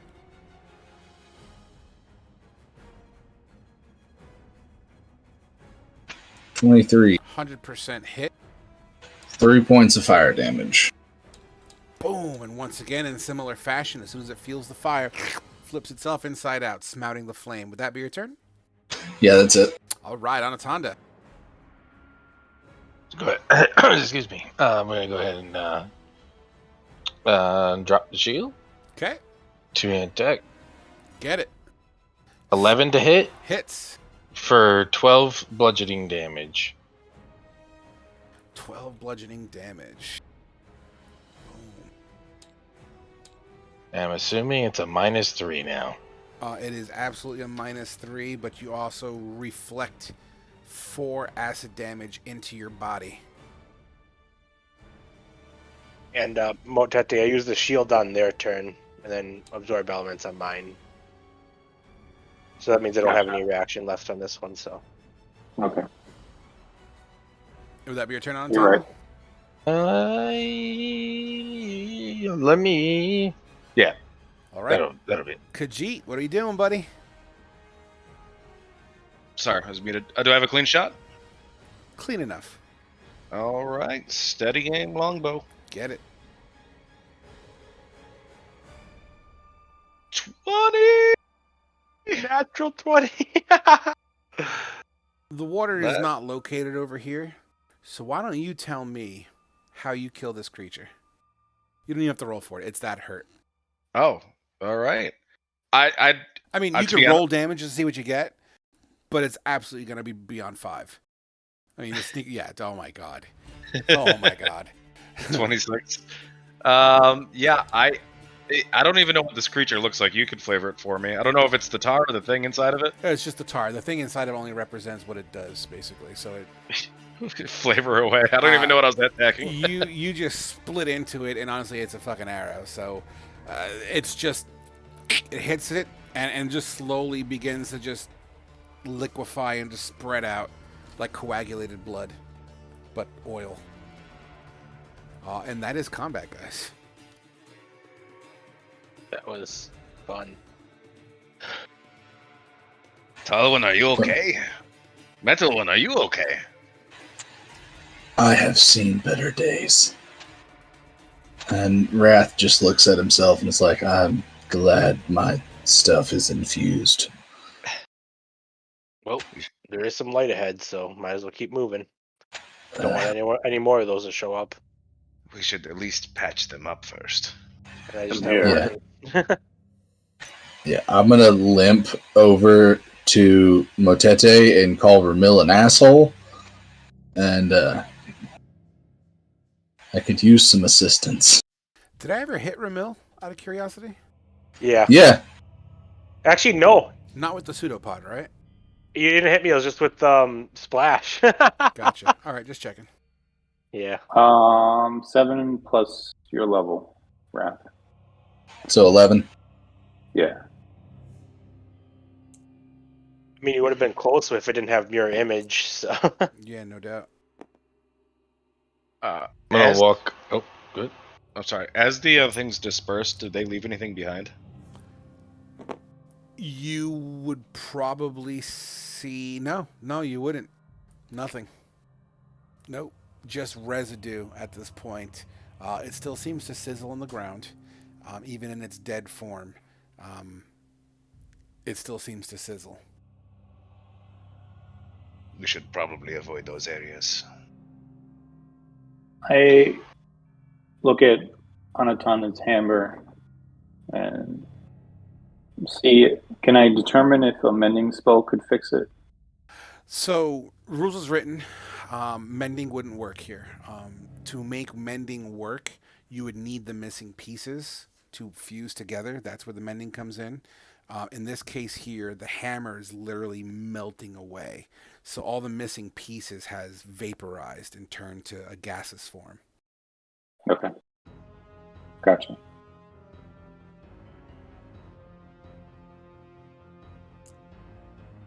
Khajiit.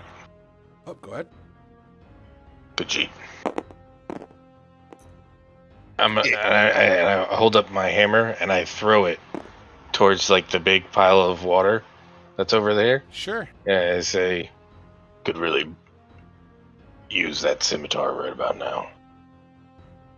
As you hurl the hammer, it splashes in the water, and the water's still coming. It starts to fill up, not the whole room, but it's definitely spreading out at this point, as it does seem to slowly pool. Because it doesn't seem to be any kind of drainage over here, it's slowly creeping its way closer to you guys. We should probably move. What were you going to say, Metal One? I was just going to tell Anatonda I could have fixed his hammer. It would have been a little bit, but I could have fixed it. Fuck it. Leave it for the rats. Working metal is something I'm good at. Well, he can use Khajiit's scimitar in the meantime. Did I see where his hammer splashed into the water at? It's in this area. The room's not that big. I'm gonna. How deep is? Like, I'm gonna go up check out the water. How deep is it? Up to your feet for now, but it seems to be collecting. All right, I'm gonna light a torch and see if I can see where the hell the hammer is. Sure. Roll me an investigation. Beat a 10.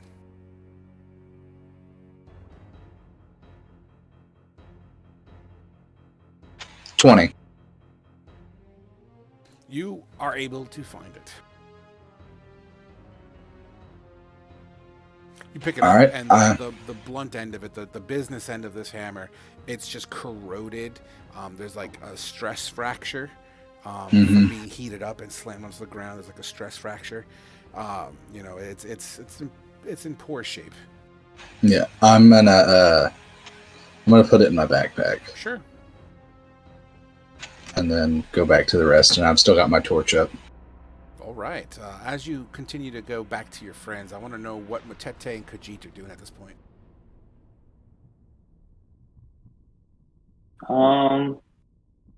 Just making my way towards the light. Absolutely. Trying to make sure my dog doesn't pee on the ground again. I'll be following the group. Okay. You make your way through the sewer to the other side, and once again, it's very much open air concept. The steam is still very much here, and you could hear the running water from the pipe that's been bursted open. It's odorous down here, as seems to be the case with most of the sewer. I wouldn't say it's not as pungent, as this sewer seems to be more of like a freeway flow kind of thing. You make your way closer to the light. Just beyond dark vision range, you would hear more of those splattering sounds hitting ground.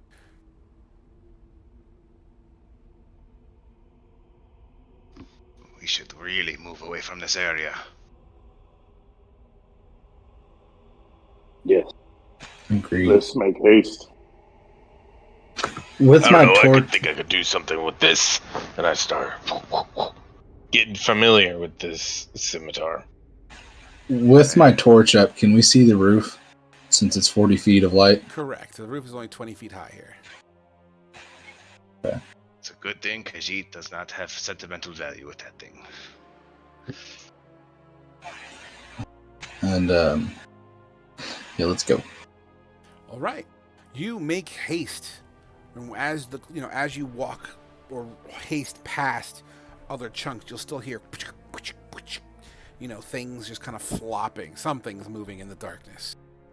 But eventually you turn a corner, make your way to some light. There seems to be a torch here. This torch seems to be golden.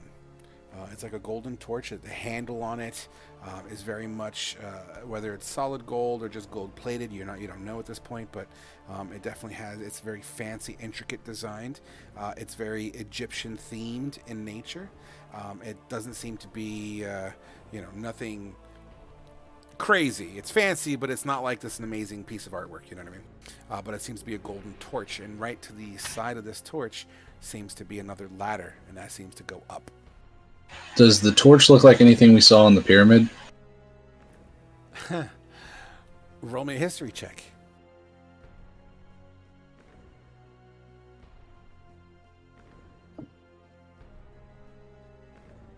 $10. It does not seem to have hieroglyphics or anything that would be reminiscent to the pyramid, although the era of when this thing was probably crafted would be similar to that of the pyramid. Does that make sense? Yeah. It's old and it could be from it, but I'm not sure. Correct. Then I would relay that to the party that this is really old and it could possibly be from the pyramid. And I'm going to pick it up. Sure. It's kind of fused into the wall. Give me a strength check. I'm not going to use one of my armor infusions for this. You are or aren't? I'm not. 3. It's really in the wall. then I'm gonna try again, and this time I am gonna use an charge. Sure.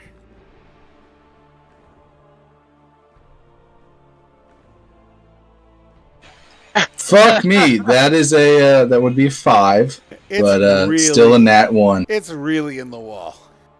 Move. I'm gonna let go of it. Anatanda kind of bumps you away. I'm guessing you're going for it. Yeah, I'll go for it. He grabs it with one hand and pulls. A 21. Comes right out of the wall. A piece of brick just kind of flies across.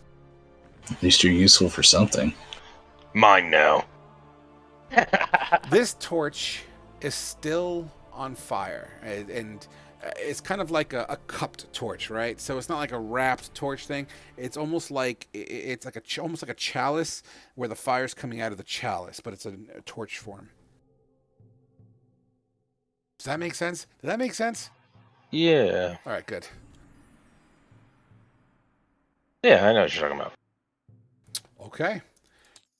So next to this torch is that ladder, and it seems to go that way. You start hearing that sound again. Who wants to go first? Can we see up into the ladder? Is it closed or is it open up above it? There doesn't seem to be light that you can tell from above, because it's very similar to all the other ones. Like it's like that claustrophobic kind of like climbing. Okay. I'll go first, and I'll hand my torch to like Matete or something, and pop my coin back in my mouth, and start climbing up the ladder. Absolutely. Wrath, as you climb the ladder, is everyone going straight behind him, or are you guys waiting? Yeah, I'm not gonna wait. Yeah, right behind. Yeah. All Not right. waiting. Fantastic. You guys all just take single file. You go up. So Wrath is first, and you feel as if you've ascended an elevation about 150 feet. And you get to what looks like, or what feels like, a manhole cover. This manhole cover has writing on it, more or less a symbol. And you don't even have to roll for the symbol. It seems to be the crest of Brecca, or the guard of Brecca. I'll try and push against it. Is it like locked? Or It doesn't feel locked as you push it up, and it's sealed tight enough where you kind of feel the air pressure shift, like as you kind of slide it over. It will grind on rock. How do you want to do this? I'm wanting to just see if I can just tilt it up just enough to see, like get a look around. I'm not trying to open it completely, just trying to open it up enough to peek.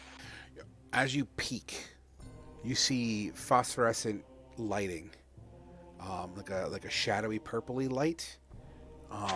And as you kind of using your enough vision to look around, as your blue eyes gaze into there, you see you see the purplish hued light reflecting off of walls, and it seems that the walls are very reflective surfaces, and it seems to bounce this purple light everywhere. Okay, I was just say I've closed my mouth around the coin, so all right. But I don't see anyone up there for the time being. Well, through the crack, as far as you can tell, you don't see anything at the moment. All right, Wrath's going to get ready himself to possibly have to make a lot of noise and try and with just his back, like right in here against the plate, and just pushing it up. Doesn't take much effort to do it. As you push it up, slides out of the way and gives you a much better visual. You look around, and once again, the walls and the floor seem to be very reflective surfaces. And as you kind of investigate a little closer, it looks like the walls are made of gold. The floor seems to be made of gold, and the ceiling seems to be made of gold.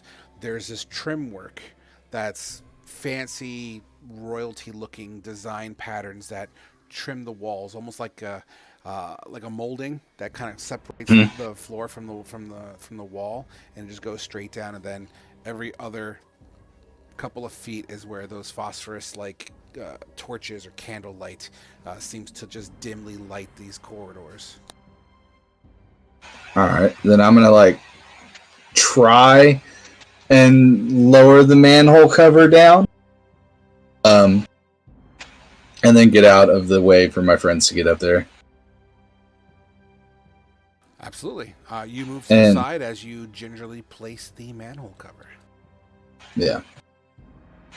And is it like, so when we were describing them, there's like a doorway into it, or is it like open air? At the moment, it's open air.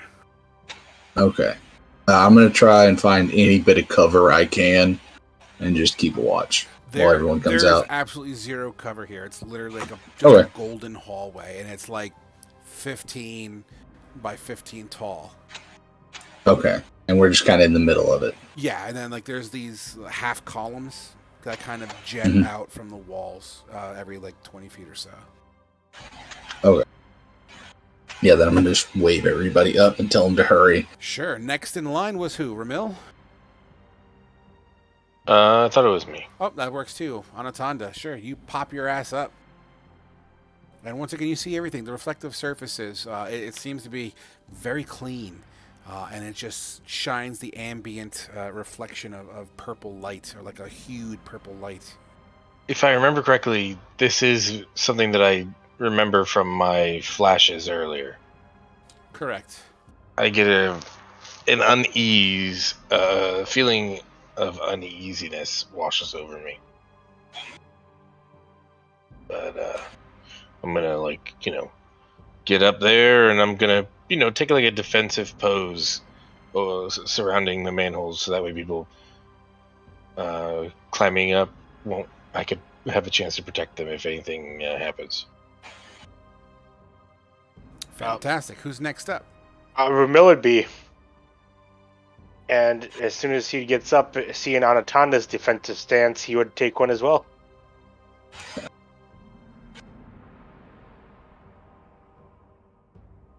Absolutely. And you do so. Once again, you see the exact same thing. By the way, the ambient visual of this hall, this is the closest I can get to it without, I mean, it's not exactly like that, but thematically speaking, I think it sets the scene. So the next up after you would be, I'm guessing, Khajiit and Motete? Yep. Okay. Just follow. You both kind of make your way up. Does Anatanda still have his torch? I believe he said he kept it, yeah. We might want to lose the torch, buddy. Can I make out Anatanda's unease right now? Are you trying to hide your uneasiness, Anatanda? No, I mean, I'm pretty defensive right now. I'm scanning the room for anything. Have you been here before, Tal Rune? I can't say for certain, but it's familiar. Have you seen anywhere else inside this place? I just remember candles. That's all I remember. Lots of candles. And you said this is a gold hallway, right? It seems to be golden all the way through and through. It would assume to be that we've made it to the Golden Palace. It is just a two-way hall. So I will give you some shape to give you some help here. So, and don't mind the size, it's not exactly.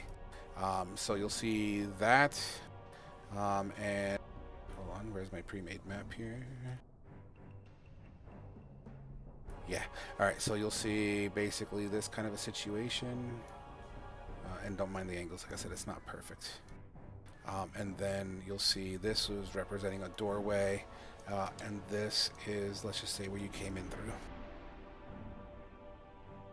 Alright, well, I'll try to quietly check the door next to us. Sure, absolutely. You try the door, as the handle of this door is also golden. It's cold to the touch, definitely metallic in a feel. The door itself is intricately carved. It's got emblems and pictures, and it's very royalty-like. It seems to depict some sort of nobility or lineage. You attempt to open the door, and it seems to be stuck or locked. Does it have like a keyhole to pick? Does it have a keyhole to pick? Yeah, there would absolutely be. It's not your traditional keyhole. It seems to be directly laid into the handle itself. It's almost like you got to slide a pin or something through the entirety of the handle to hit the mechanism itself. Enough for me to try and use my thieves' tools? Sure.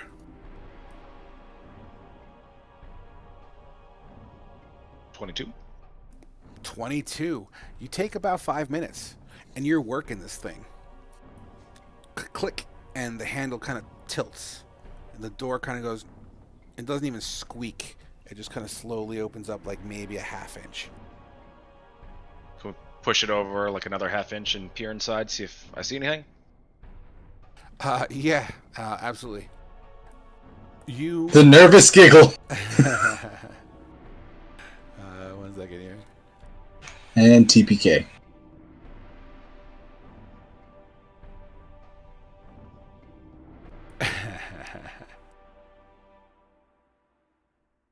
Just a moment. Sorry. Curiosity always kills the cat. Yeah.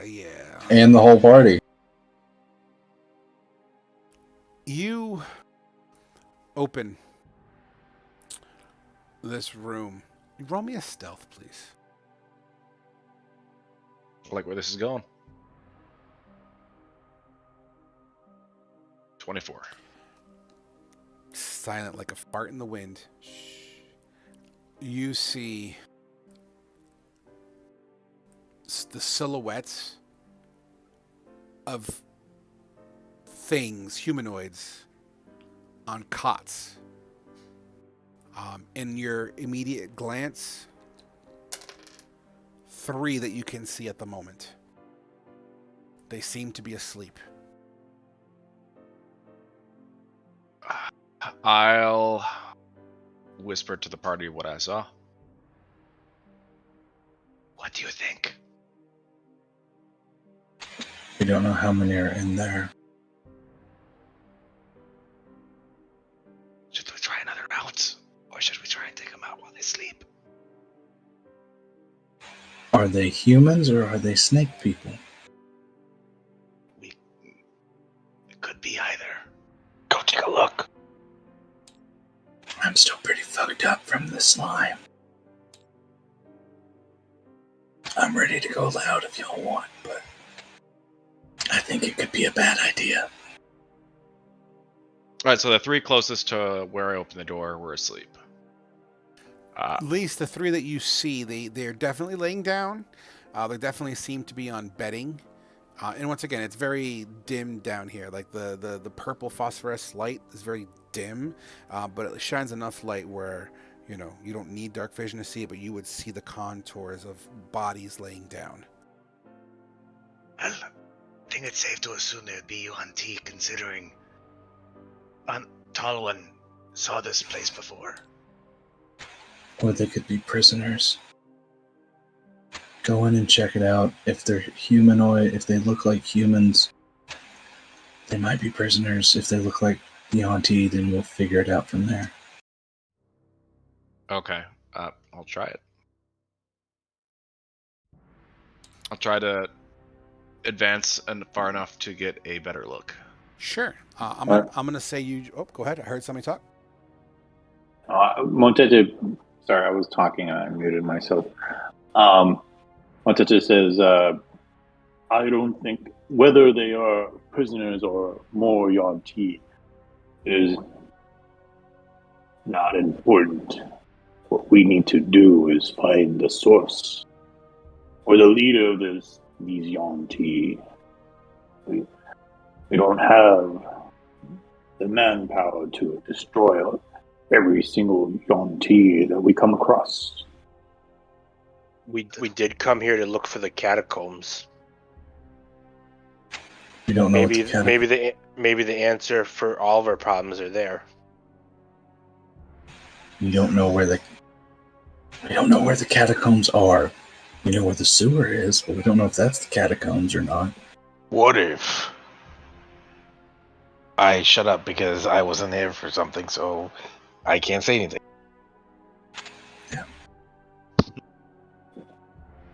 You hear?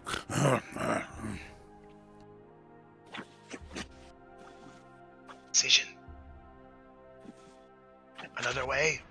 Well, Let's continue and see if we can find a more Okay. I'll slide the bigger door. target. I'll slide the door back closed. And can I use my thieves' tool to sabotage the lock? Give me more. Give me more.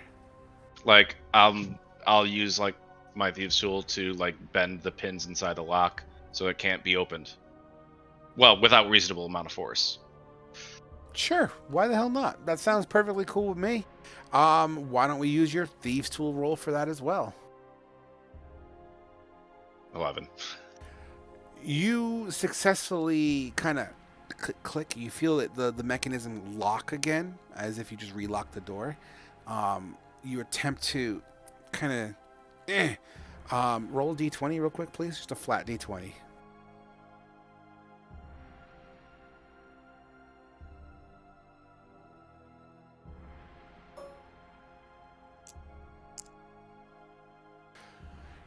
One of your picks bends a little bit as a result of you trying to jiggle trying to fuck up the mechanism and whatnots.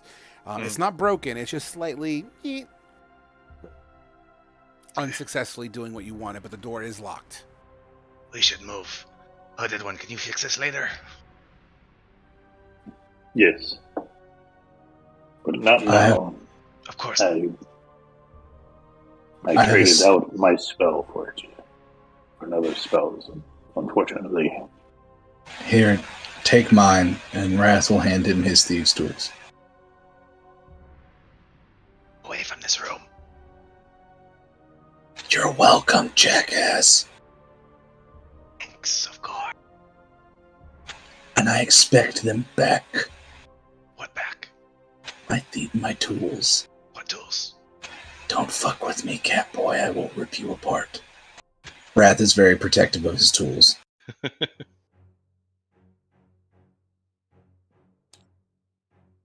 So yeah, I guess we're moving down the hallway. Yep. Is it like there's enough ambient light for us to be able to see, right? Yeah, dark vision's not really an issue here. It's just really, really dim here. Dark vision would basically let you see as if it's bright light. The thing is that as you pass by these phosphorus torches, they light up brighter as you walk past, almost as if it's like motion detector lights. You know what I mean? They just kind of brighten up as you guys walk past them. As we're walking, can I ritually cast Detect Magic? It's a 10-minute cast, and I don't think you can do it while walking. Okay, I wasn't sure. Yeah. That's what I was asking. Okay, never mind. All right, so you continue down the hallway. The surface of the floor being slick and solid. Anyone wearing boots, you would hear the patter of boots if it applies, unless you wish to roll your stealth if you were wearing boots. I don't think Khajiit wearing boots, right? You got cat feet, right? Cat feet. Okay, so you're chill for now. But everyone else, as you hear the footsteps, this room is outside of the torches and the columns. It's pretty barren. Sound reverberates in this hallway fairly easily. So Wrath is making all the noise. Yeah, it kind of appears that way. Awesome. Okay. You hook a left and you kind of peeps down. You hook a left and peeps down, and it seems to wrap around again. Once again, as you're kind of using the wall to kind of guide yourself, wall is cold to the touch, and it just feels like smooth gold bullion. It's just amazing. The intricacies and designing, it's just this place was made with love. You wrap around and get up to another door on your right hand side.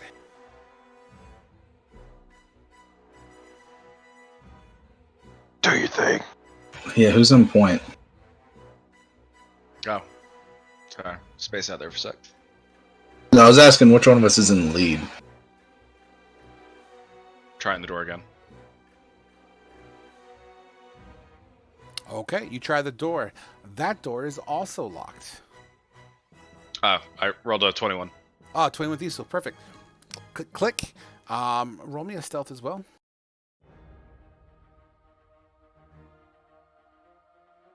26. This is your game. You open this door. It kind of clicks and opens up inwards. In this room, you can clearly see there's a brighter light in here. It seems to be more real torchlight, not this purple hued stuff. Inside the room,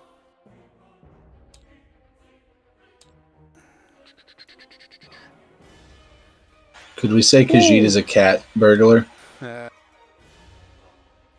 Pretty much. inside the room, the main feature that you would take notice to through this little peeking situation is a round table. And around this round table, it appears to have 4 snake-like humanoids sitting around this table. It looks like they're either gambling or doing something on the table. You can't really see it from your angle, but they seem to be really intent on what's happening on the table as they banter back and forth. I'll relay it back to the party and keep moving. All right. Keep moving. I will close the door. You know, this isn't a really good idea, guys. We are allowing all of these individuals to be behind us if we keep assaulting forward. Therefore, we're going to get fucked in the ass. We're doing reconnaissance. How about we recon them while they don't expect us? They don't expect us right now. If we start trying to hit things, they're gonna expect us. I'm not sure if you weren't there when you were gone. When we were topside, there were many of these Yuan Ti all over the city. And they nearly For killed us to attempt us to kill them all would be a foolish errand.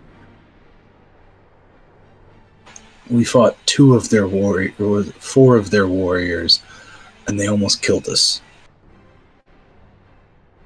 Yes. So far, what did we pass? 7? That We will would die. collapse on us if left unchecked. The last time you had a tactical decision, it got you kidnapped. It's the last decision you made. Are you doubting my decisions? The last decision you made was to kick in a door and then get kidnapped. And to annoying one. Where is he? Yeah, we still don't know what happened. Wait, annoying one. Annoying Ramil? one's Ramil. Yeah. Which we still don't know what happened to Zarkul either. So, as you guys are talking, I believe the door isn't closed yet. Why don't you all roll me a stealth check to represent your whispers? Oh boy. Oh, I'm talking kind of loud.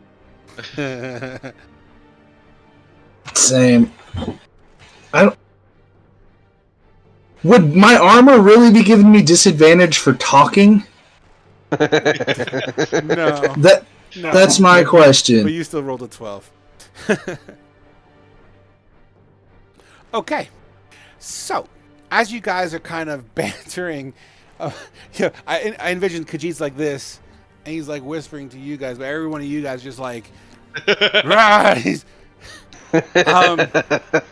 You hear what sounds like a chair sliding, as if you were standing, from the dinner table. You stand up, and the chair kind of goes, that kind of sound, and you hear like 2 or 3 of those, and Khajiit, you peek in, and it looks like the 4 individuals that you saw at this table seem to be standing up and kind of doing one of these things, like. Can I cast a minor illusion? Yeah, you can do whatever the hell you want. Please do. I'm gonna cast a minor illusion of a Yuan-Ti standing there by the door. So, minor illusion, just a point of reference here. Minor illusions don't do large illusions. We're talking things that are inherently small, like a cat, maybe, or a sound. What about like a head kind of peeking around just the head? I'm okay with that. That actually sounds cool. So, you cast your illusion, and hold on, let me see. Am I in frame? Hold on.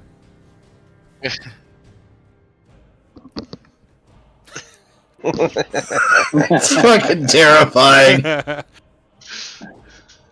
Now, this head doesn't have any movement, as minor illusion does it dictate. It doesn't really have moving parts. It's more of like a static image. So this kind of peeks in. Yeah. Want to say anything? do anything? No, I think I can only choose either it's I'll tell auditory you what. or visual. I'm going to be fair. Roll me a deception check. Okay.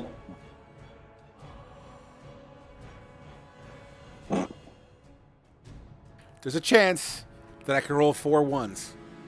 There's a chance. That's a 3.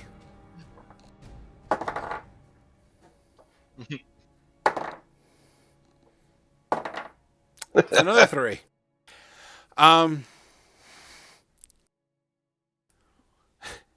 Wait. Do you speak Abyssal, right? Well, actually, here here. Let me put this spell in the chat, because they do have to make an investigation check. Well, that's what my rolls were. Okay. Yeah, that was them being like, nah, like one of those situations. But it's against his spell DC instead of deception. That's just the way. It's up to you. I'm just putting. I'm gonna go with my gut. Putting it out there. He clearly is trying to deceive these guys. I'm gonna go with that. It is only a minor illusion, and the way he's using it to me is more of a deception versus a spell save of sorts. That being said, 2 of them, you could hear banter back and forth. What the hell? Who's the hell's that? But you hear this in Abyssal.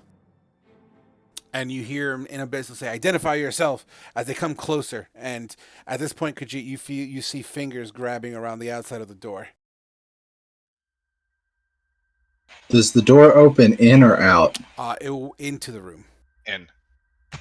Metal one. Smash the fucking door. Oh, I was just going to grab the handle and as hard as I can yank it closed on their hand. Oh yeah, we don't want to do Thunderwave. That's a loud one. Well, I don't have this. I have 1 spell slot and I am not wasting it on that. But yeah, it would literally wake up the whole camp. But no, I'm going to grab the handle of the door and just yank it closed. Let's go with athletics on that one, or not? Yeah, athletics. I always confuse athletics. And I'm gonna pump one of my charges into it. Get it. So that is a 8 plus 4, so 12. As you, and it's a fucking golden heavy door. Okay, you slam back out of the 4 fingers that are on this door as it pulls it and it slams. You definitely hear The pinky falls to the floor in front of you as the door slams shut. Run. Sorry, I still got the vision of that. Just Snakehead just goes. Still just floating there. That's great. Oh, that's great. Why run? We're here to fight.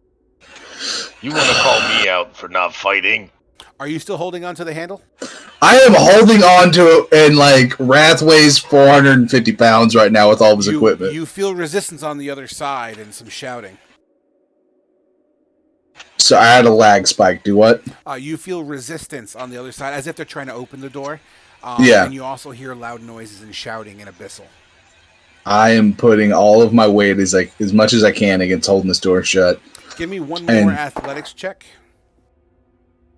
All right, and I'm using another charge for my armor. That's perfectly okay. So a 25. The door kind of goes open a little bit and it slams shut again under your pulling. There definitely is a equal force on the other side. It's just they can't seem to get it to slide. It's kind of like. Okay. Are we fighting? We run. Are we fighting or are we running? I need to know. If we run, they're just gonna follow us. That's true. Fuck it. Let others. So we're fighting, right? Because I have a plan. Get behind me. Yeah, sure. Fight. Go. Okay. I'm gonna wait until I feel the door being yanked back, and just as they're starting to yank back, I'm gonna let go of the door, hoping they'll tumble backwards. Okay.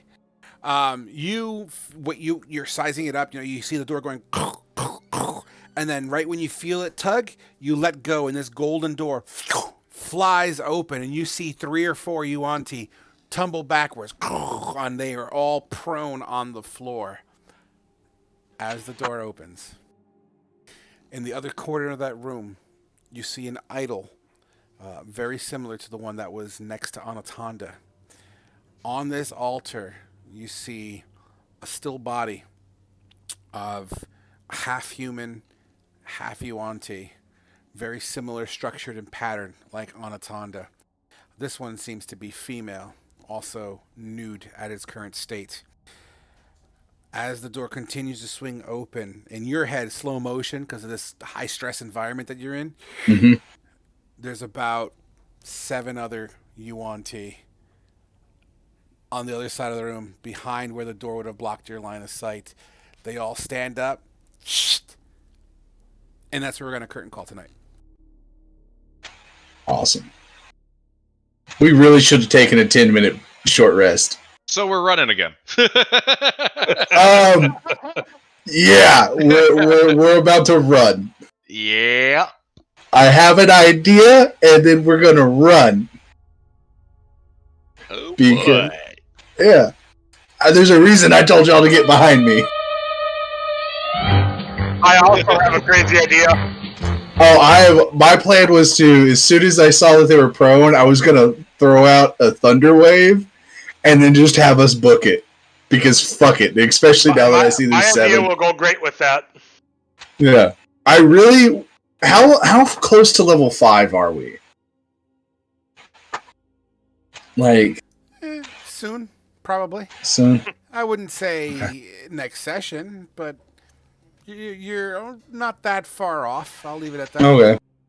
Because I'm really waiting to get 2nd level spell slots because I get Shatter, Heat Metal, and Pyrotechnics. Sexy is Which what that is. Pyrotechnics is basically a flashbang. It's gonna be great. So awesome, guys. Let me kill the stream and we can do our wrap up real quick. As soon as I find the right fucking application. Everyone that was watching, thanks so much. Same time tomorrow.